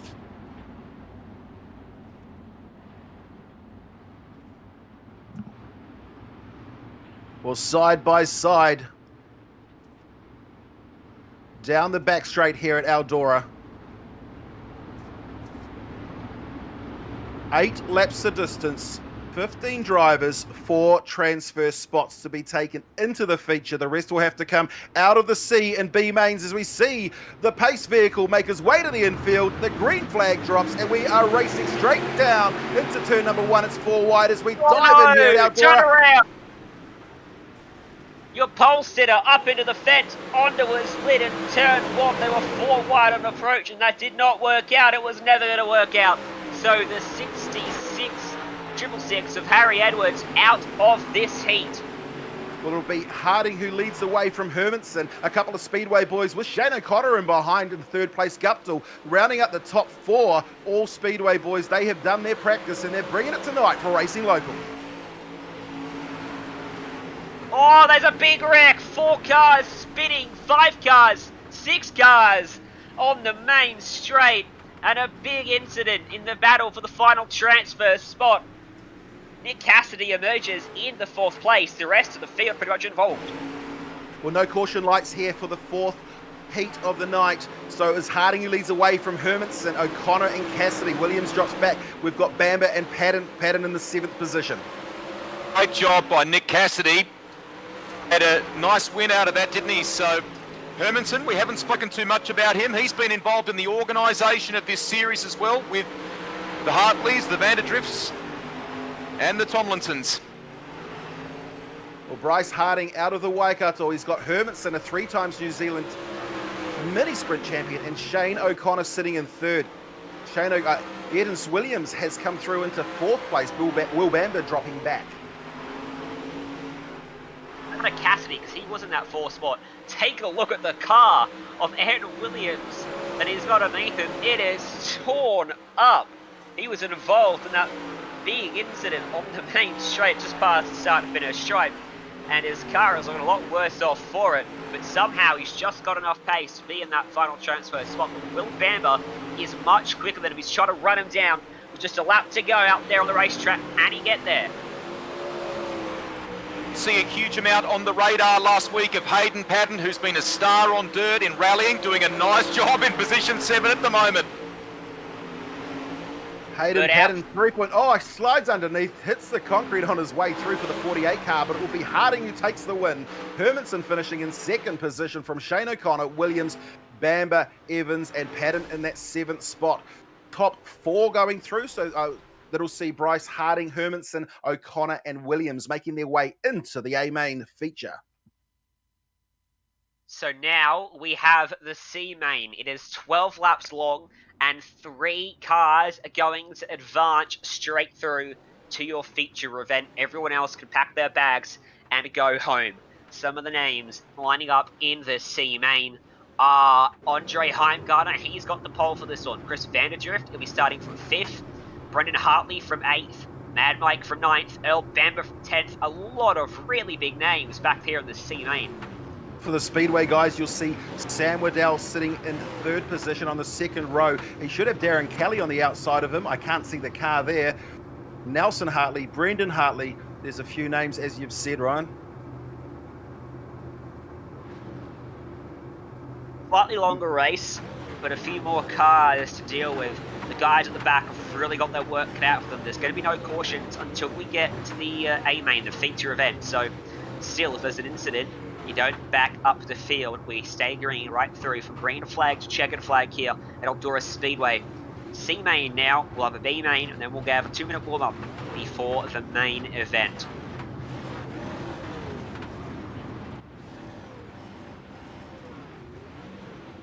Well, Global Sim Racing and CRC Motorsport, the home of racing local, Eldora Speedway tonight, brought to you by JWL Investments.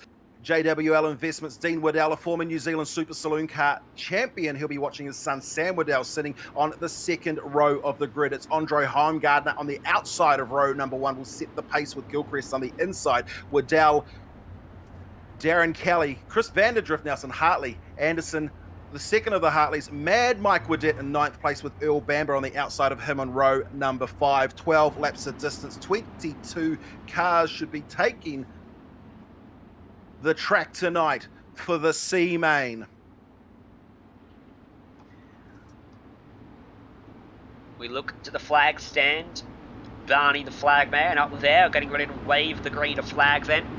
And Andre Heimgartner will control the field as they come to the line. Brock Gilchrist to his outside. iRacing.com pace truck dives down into pit lane. The green flag flies. We're racing from Eldora for the C main. Racing local, and a good start for Heimgartner down into turn number 1. Waddell gets to his inside there, 3 wide, and look out for Kelly to try to make a move. Oh, there's a crash behind. Contact further back, and it's Waddell sitting in 4th. Darren Kelly sitting in 3rd place. Andre Heimgartner, though, challenging with Gilchrist up front, leading the way in the Lightning McQueen livery. We see the right rear getting fed by Sam Waddell. He's done it in real life, and now they go 3 wide down the back straight here. The 53 on the side trying to thread the needle, but it'll be Waddell who looks like he's going to get the driver spit out onto the front straight. No. Heimgartner, great momentum up on the top side, but look at that move from Waddell, and there's contact, and that dispatches Earl Bamber backwards and sideways down the order as Heimgartner catches the fence and goes back to 4th. Well, a very black car sitting in 3rd place of Darren Kelly. Normally drives an R35 GTR. This time he's in a late model and he's thrown it sideways like he's used to doing. Waddell sitting in 2nd place. He's a second behind Gilchrist at the moment, but you'll know that he'll be trying to work that line and get up on him. We haven't seen too much of a cush here tonight. The dark stuff starting to appear, but come feature time, we're going to see it. We're riding with Sam Waddell pumping through a 16.23 second pass, about half a second slower than what we've seen in heat number 4.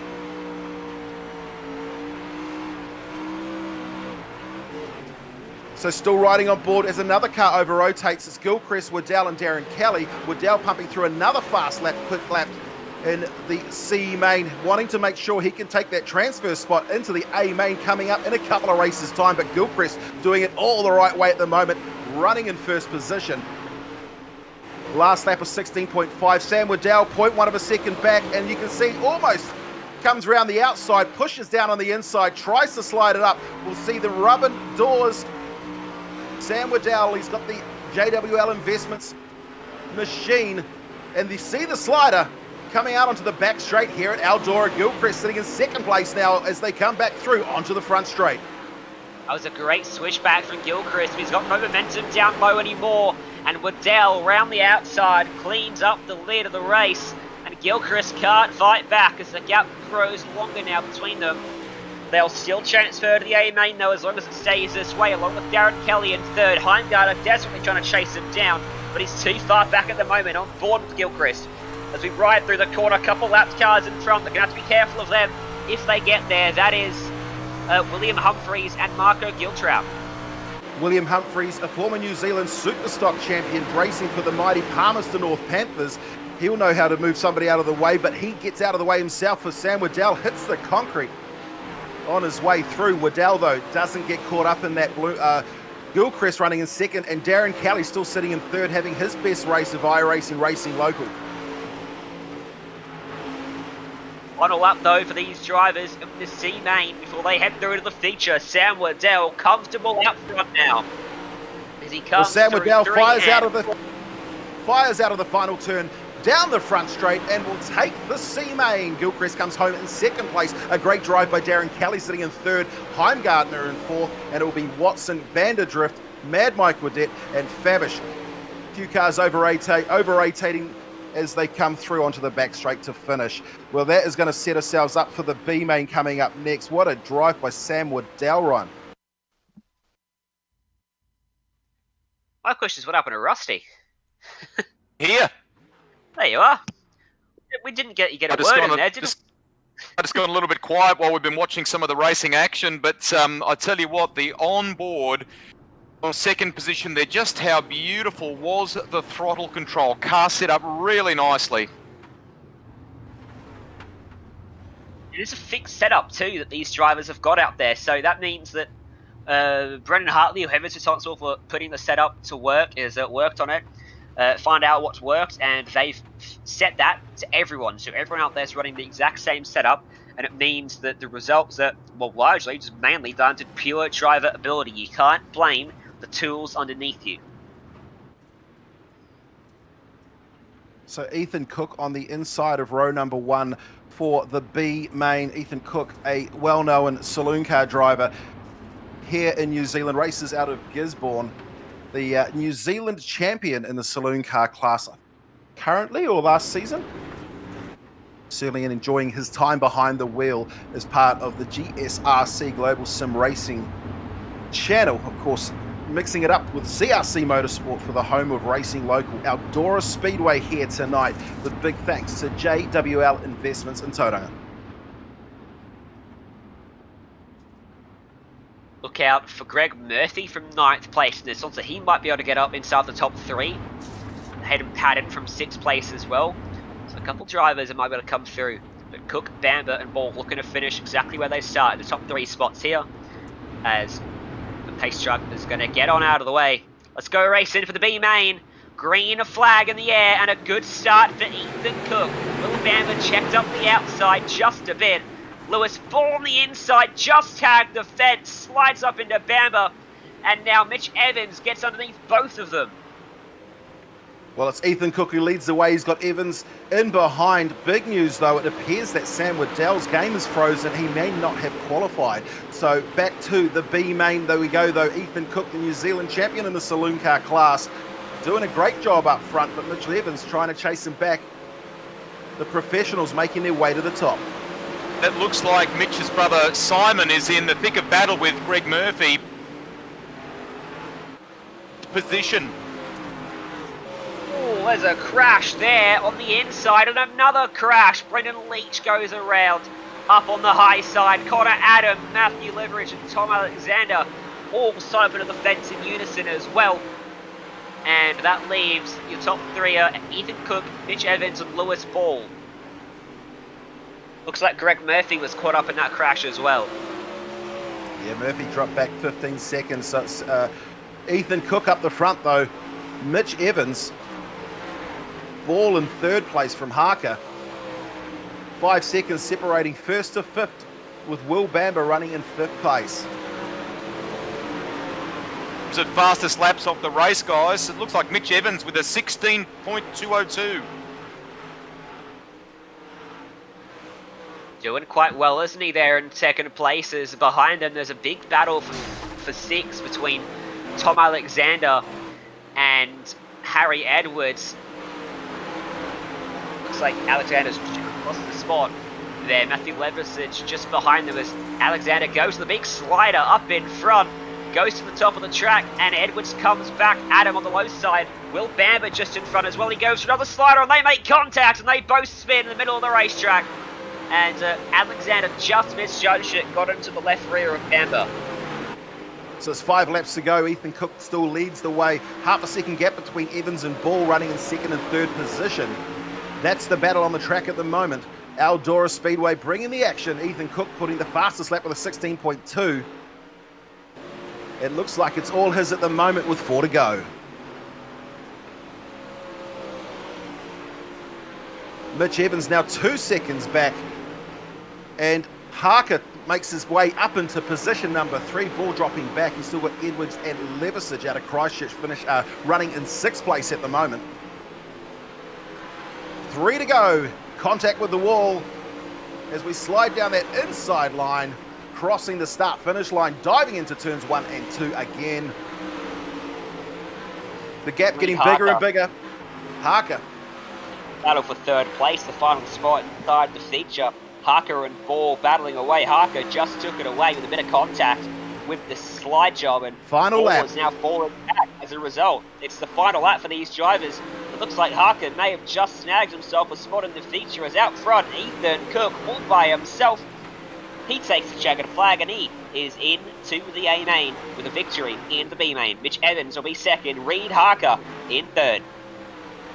4th place was Ball from Edwards. We go back to Levisage in 6th place. Connor Adam in 7th from Hayden Paddon in 8th position. And Simon Evans, Greg Murphy, Alexander and Leitch finishing out that top 12. Last week Murphy got the hard luck award. At least he's made it. He's made it tonight, guys. So certainly interested to see what the results are at the moment, with the New Zealand Super Saloon Car Champion messaging me on Facebook saying, I've got technical difficulties. My game has froze, so I didn't get to qualify. So that was sent at 9 o'clock. No, that's the time still right there. So we'll see what the positions are as we go through. We can see some of the names starting to appear out on the screen.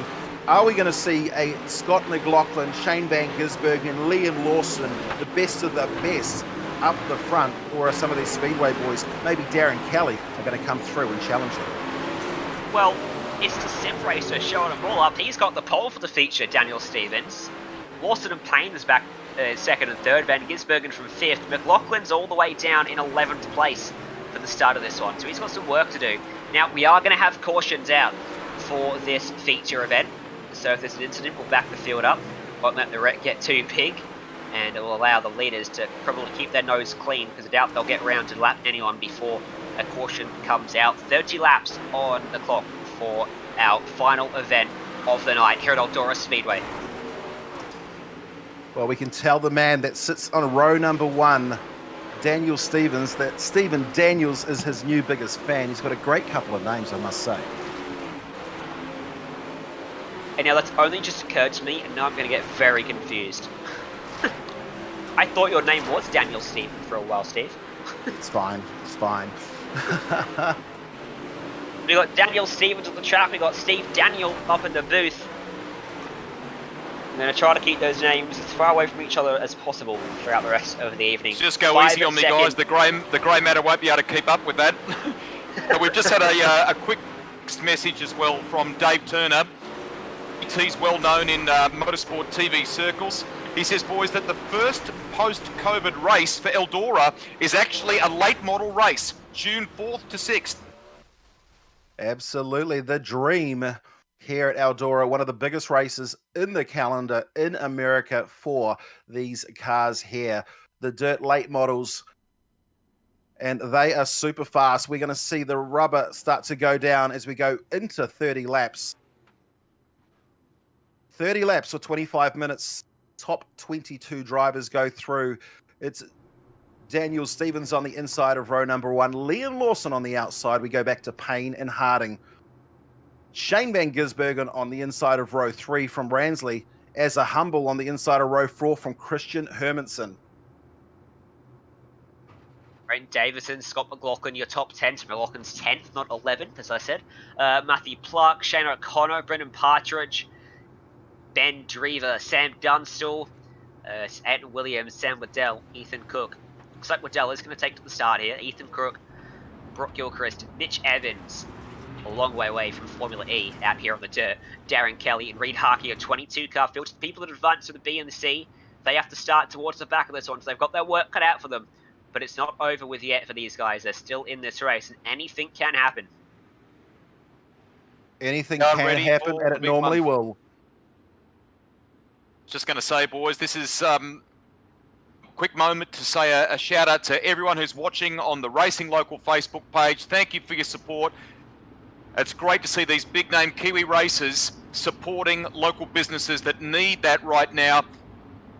So head to their Facebook page and give a little if you can. It's really important. Let's go racing. One final time tonight. We'll come through 3 and 4. Remember, we are racing for local businesses right across New Zealand, thanks to SOS Business and the Guild Trap Group. Everyone's nominated a business of choice, and all donations are going towards them evenly. As we come out of turn 4, racing local, one last time tonight. Green flag on the air from Eldora Speedway, and we're racing an even start from the top, but Stevens a mistake down low, and Lawson up top trying to fly around the outside. They're 3 wide. Lawson winding up the rubber band and taking the slingshot on that outside line. He's got Van Gisbergen now sitting in 2nd position. Stephen dropping back, grabs it back on a slider, and we've got Payne sitting in 4th place. It's Lawson up the front though, and they are 4 wide coming out of turn number 2 here at Eldora. 3rd place is the battle to watch. Shane Van Gisbergen. Is he going to try the dive? Firing it down the inside. One has, looks like they almost over-rotate. No, holds onto it and runs the middle line. It's like McLaughlin trying for that lower run once again. Job by Lawson. He clearly has got the eyes on at the moment after all that difficulty that he faced. The strategy, the gamesmanship, shall we say, after dominating his heat in the Riley Daytona prototypes earlier on. He's doing a great job at the moment. Watching further back at 8th position, Christian Hermansen chasing down Aaron Humble as a Humble. That's 7th and 8th place at the moment. Those are your 2 Speedway people, with Shane O'Connor in behind Rhino. And it's Liam Lawson, though, still up the front that leads the way. Pass on Van Gisbergen by Stevens. Stevens now sitting in 2nd place. It's side by side, switching sliders as they diamond off the turn. So a cushion certainly starting to develop. Certainly is. The track is nowhere near as slick as it was last week at Knoxville, is it? So still a lot of grip for these drivers comparative to what we saw in the feature with the sprint cars last time out. So I'm sure we'll be a little more happy about that. But these cars are, I dare say, probably a bit more tricky to drive than those 360s they had. A 3/4 of a second margin for Lawson over Van Gisbergen in 2nd. Daniel Stevens has got back by Scott McLaughlin and put himself up in 3rd. And then behind McLaughlin is Matthew Payne, your top 5.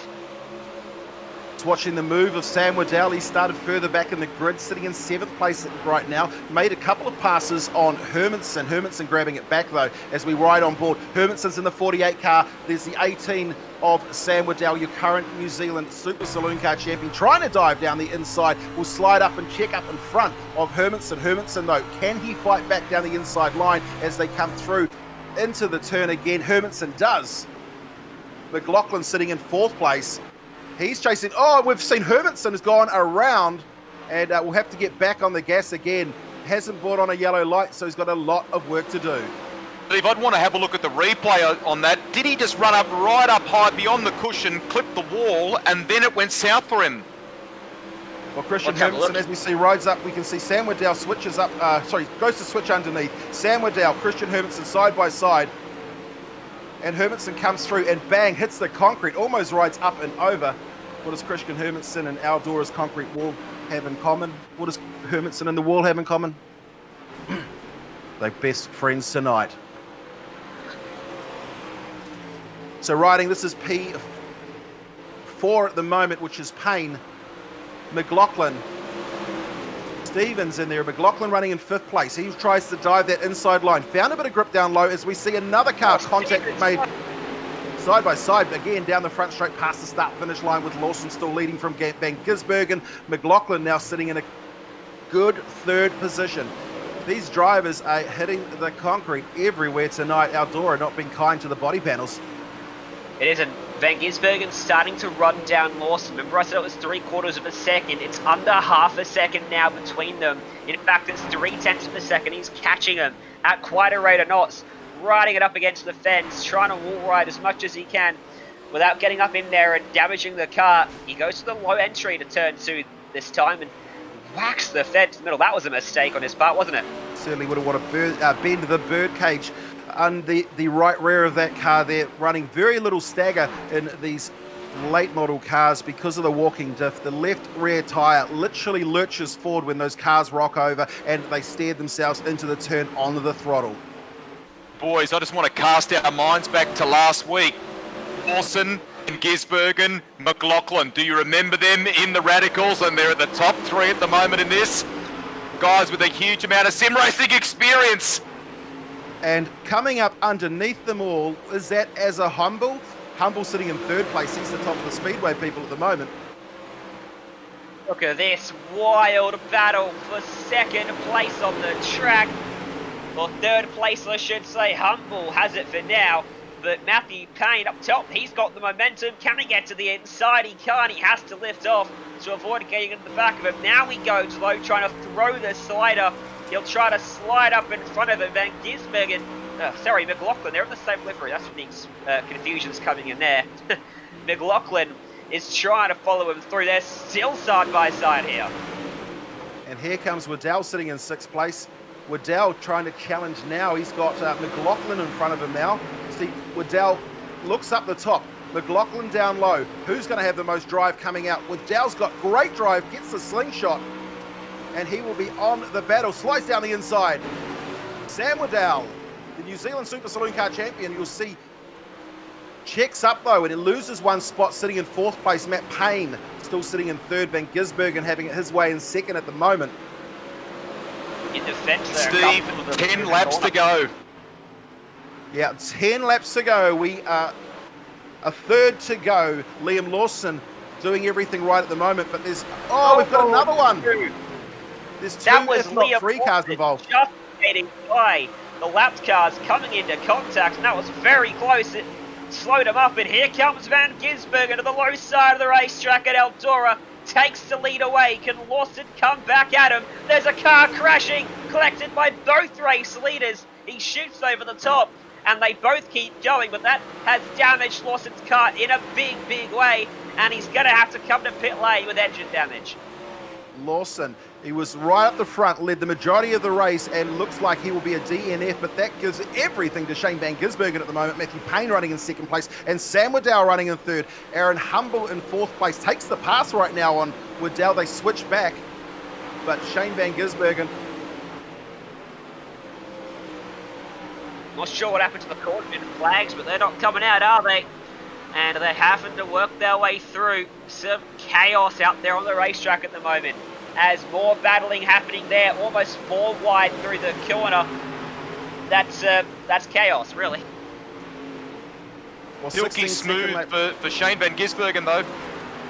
Yeah, Shane Van Gisbergen, he's a 1/4 of a lap in front of these drivers at the moment, all battling hard for 2nd, 3rd, 4th and 5th place. McLaughlin sitting in 5th place. Van Gisbergen we ride on board with a minute, and he's running an inside line, pushing back up, kind of diamonds off again, and then he will slingshot himself back down the straight. Great drive and starting to pull away from the battle for 2nd and 3rd. On board with McLaughlin. 5 seconds, as you say. Here we are looking at McLaughlin. He's back there in 5th place now. That's Humble up on the top side of the track, just in front of him. Down low, will he go for the slider? He will. He throws it into the corner. He keeps it down low, and off the exit of the corner moves up almost into his left door. Just enough room on the exit for Humble to squeeze back through. McLaughlin starting to not find the pace down low. It's starting to really transition back to the top of the racetrack now. The speed on this race, the speed out there.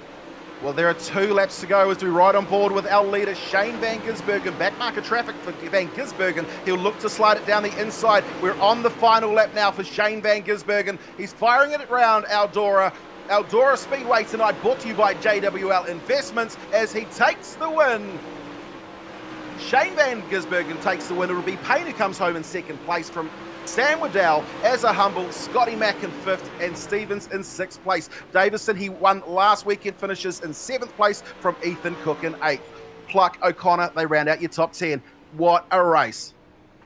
Results sheet at the end of week 2 for Racing Local. At the pointy end, Shane Van Gisbergen. What a story. Some tactics, clever stuff in that Riley Daytona prototype at Road America, and silky smooth in that dirt late model here at Eldora.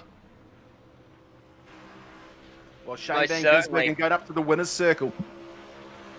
Some funky things going on with that front right tyre, isn't there? I think he's broken the suspension on that one. Making his way to victory. A very broken top arm. It's definitely going to go back onto the chassis machine during the week.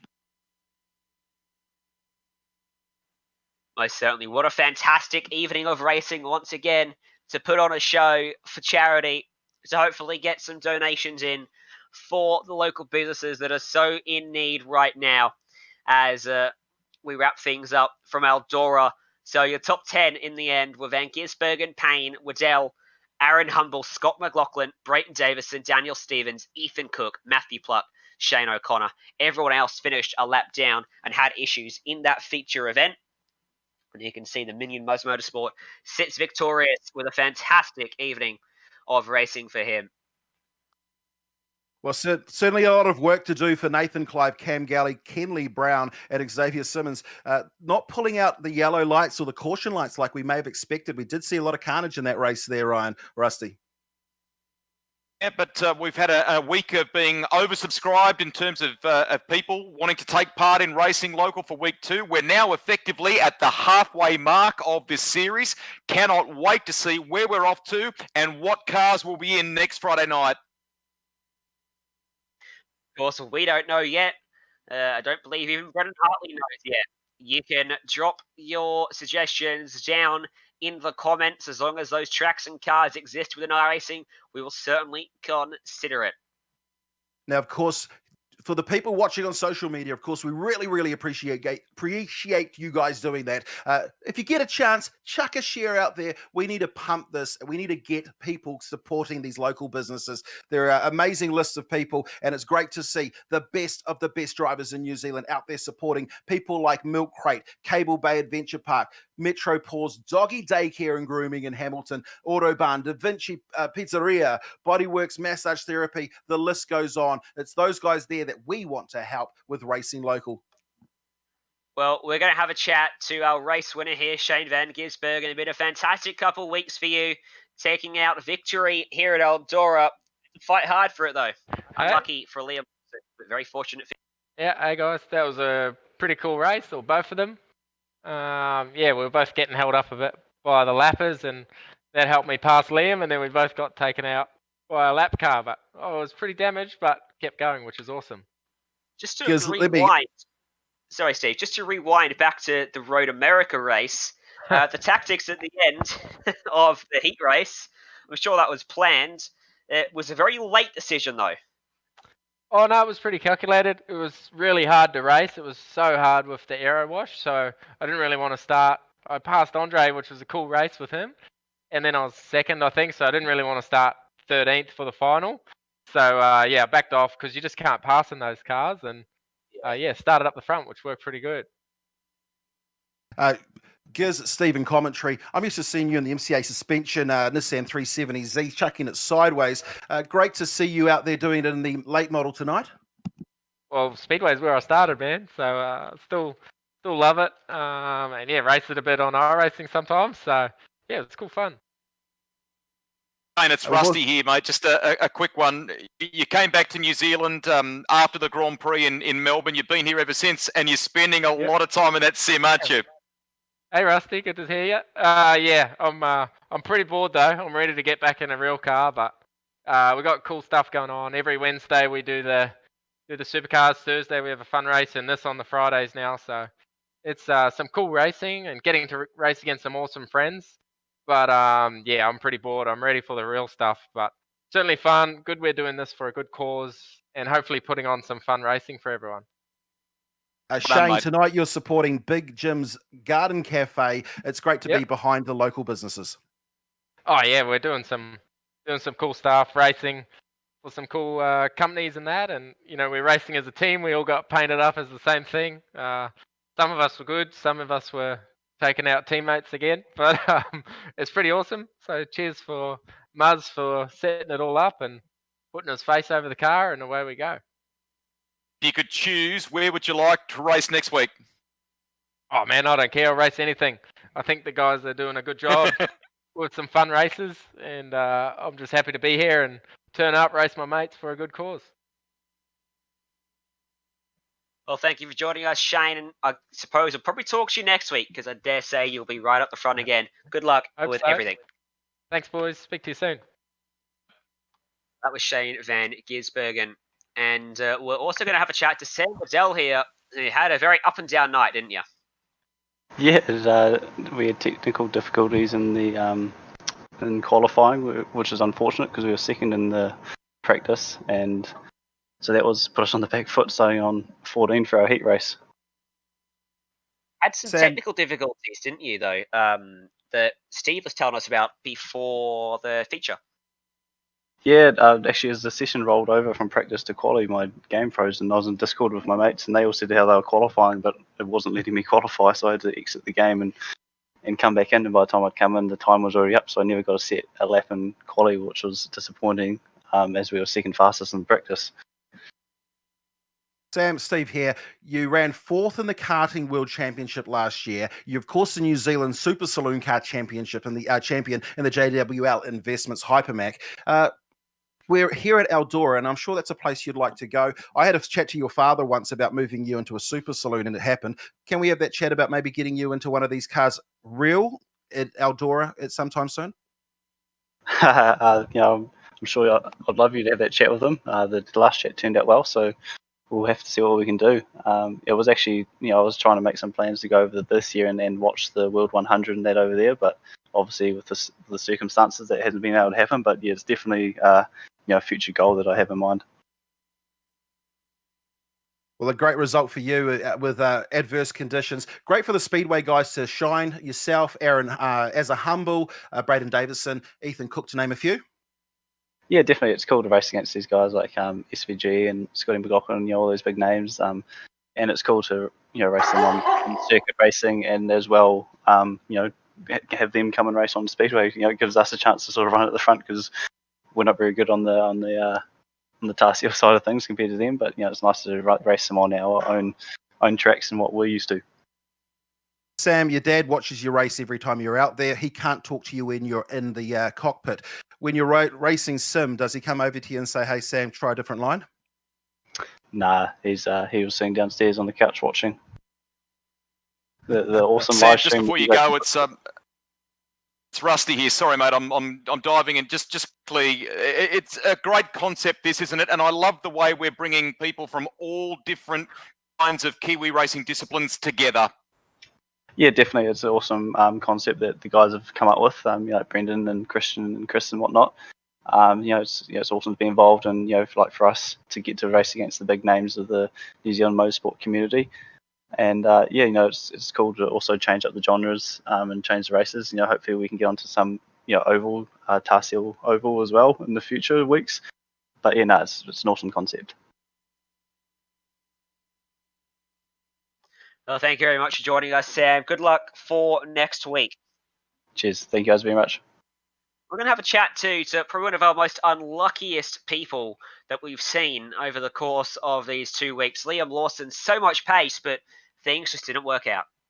Yeah, it's definitely a shame. I had really good pace for both tracks, actually. I wasn't actually expecting to be as good as we were on dirt, but I did a lot of testing for both of the tracks tonight. Obviously, when the tracks got announced this morning, we did plenty on both of them to make sure I was ready. Had good pace in the Riley at Road America as well. Unfortunately, the reverse top 15, starting 15th, I was sort of right in the middle of everybody, and I unfortunately got taken out.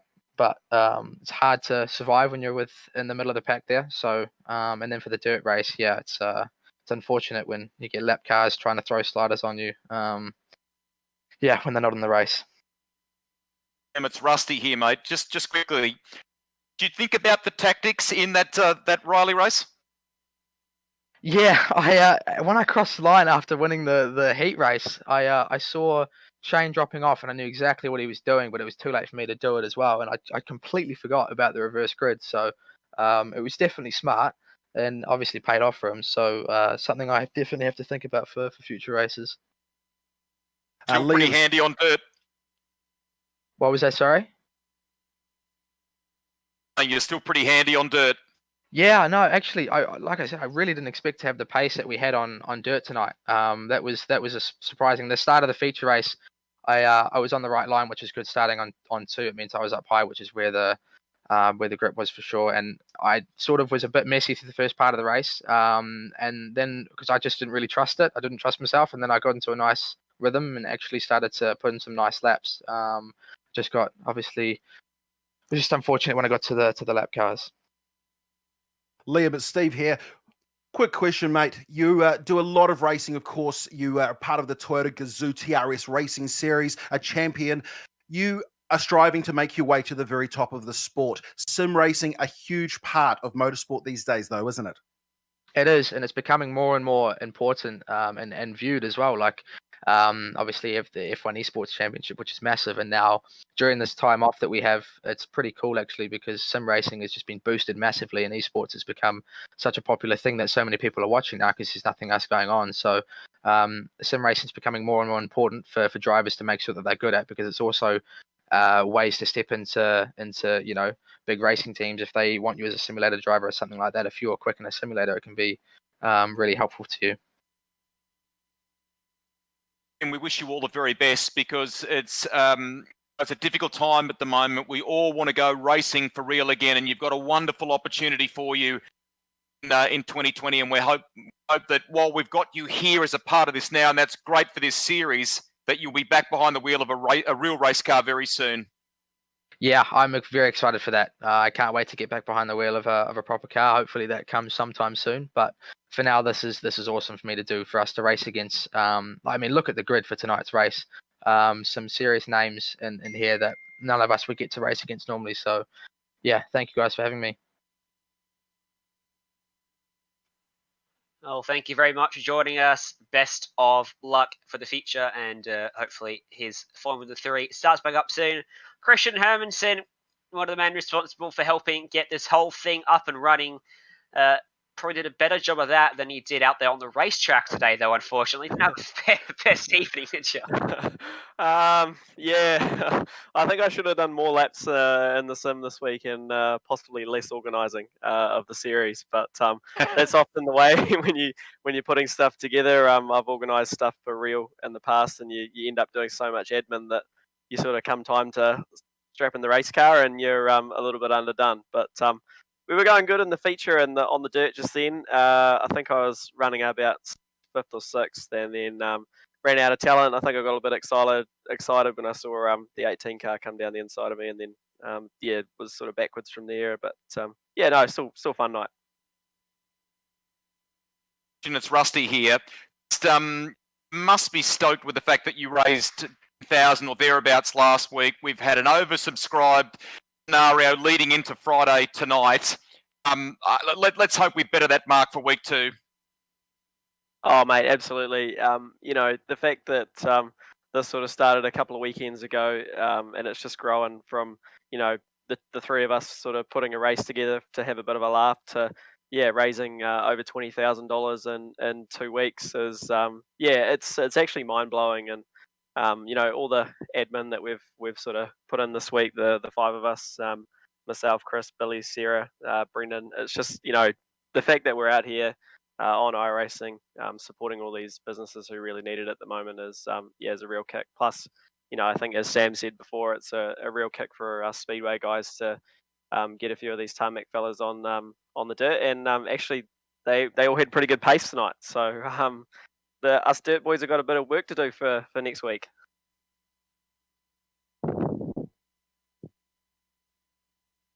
In terms of looking forward, 2 more weeks still to come. We've heard from Hartley that we've raised $19,000 for our local businesses across New Zealand. Christian, you've got to be stoked with that, and looking to probably reach towards 40k by the end of week 4, which is absolutely fantastic. how far has it exceeded your expectations, this? Yeah, completely. We sort of didn't really have a goal, I guess, coming into it. We sort of, I guess, we kind of joked in the early stages about raising 50,000. Well, not joke. We just sort of thought that would probably be our stretch target. But yeah, we're heading towards that, and it's fantastic. We've had some amazing support from, as Rusty said, we had an oversubscribed field, so everyone that entered this week paid some money towards that.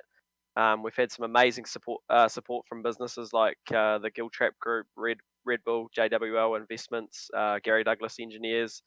There's a whole bunch on there, and it's just amazing that we're able to do this for some businesses who have really struggled through the lockdown. I popped into my coffee shop after last week, and they were saying it was just fantastic that that we could sort of do something for them. So it's just amazing, really. The support we've received has just blown all of our minds, and thank you very much to everyone who's donated tonight, everyone who watched the live stream tonight. Hopefully we put on a good show for you, and hopefully week 3 and week 4 we can, like you say, reach that $40,000 mark. Well, a fantastic effort out there, Christian Hermansen. It's Steve here. There's a lot of conversation, a lot of back and forth. You've talked about the amount of admin that's required to do this, but what do we want the fans to do, Hermo? What do we want to see? You might even have a final figure in your head, but what's the best way to support this? Yeah, well, we just donate to the Give a Little page, or jump on SOS and find your favorite coffee shop, or somewhere where you get your hair cut. I think all of us are in desperate need of a haircut after 6 or 7 weeks without any hairdressers or anything open. So just find your local business or service and buy a voucher for after lockdown. Like I say, a lot of these businesses have had to literally close their door and have had 0 customers for the last month. So it's really it's been a real struggle for a lot of them. So yeah, just encourage people, whether it comes through our Give a Little, whether it goes straight to SOS, we don't really care. We're just saying to people, go out there, donate, buy vouchers, support your local businesses. Like I raced for Cable Bay Adventure Park tonight, and I know Richard and Alina are watching tonight. So we hopefully raised a bit of money for them this week, and and for some other businesses as well. So jump on SOS, jump on our Give a Little page. Let's get to 50,000. Let's get to that stretch goal. That would be amazing. So yeah, let's get there. Hey, well, thank you for joining us up here in the comments booth, and best of luck, because I think you're going to need it to help push that to 50k. You might get even less time out there on the racetrack, but I'm sure you got the talent to overcome that. I'll do some more testing next week, and hopefully be a little bit more on the pace. Yeah, certainly. Good luck for that. We'll have a chat to you next time. Cheers. Thanks very much, guys. And I think with that, Rusty and Steve, that'll bring us to the end of our broadcast this evening. And of course, we know why we're here. It's for the local businesses. It's for everyone who helped out these motorsport stars as they rose to the community. Now they're giving back to them through this series. Giltrap Group and SOS Business helping to make all of that possible, plus all of those sponsors there on your screen for week number 2. And of course, organised by the guys at Racing Local, Brendon Hartley, Christian Hermansen, Chris Vandergrift, and everyone else involved with that. Thank you for making it all possible. And of course, this broadcast not possible without the companies to provide the software and hardware for these streams, including our music producer, June Lalonde. You can see how you can get a hold of them up there on your screen. With me today in the booth was Greg Rust and Steve Daniel. Behind the scenes was Sean Ambrose. Thank you to all you guys for helping us out with this. If you want to find out more about the Global Sim Racing Channel, you can find it at our website at globalsimracingchannel.com. Check out our social media on Twitter at GSR Channel, Facebook, and also at GSRC_Graham on Instagram. Don't forget to subscribe to us on YouTube, like the Racing Local Facebook page as well. Check out all our upcoming iRacing events as well up there on your screen from all of us here in the booth. Thanks for joining us, and until next time, race clean, race hard, and we'll see you on the track.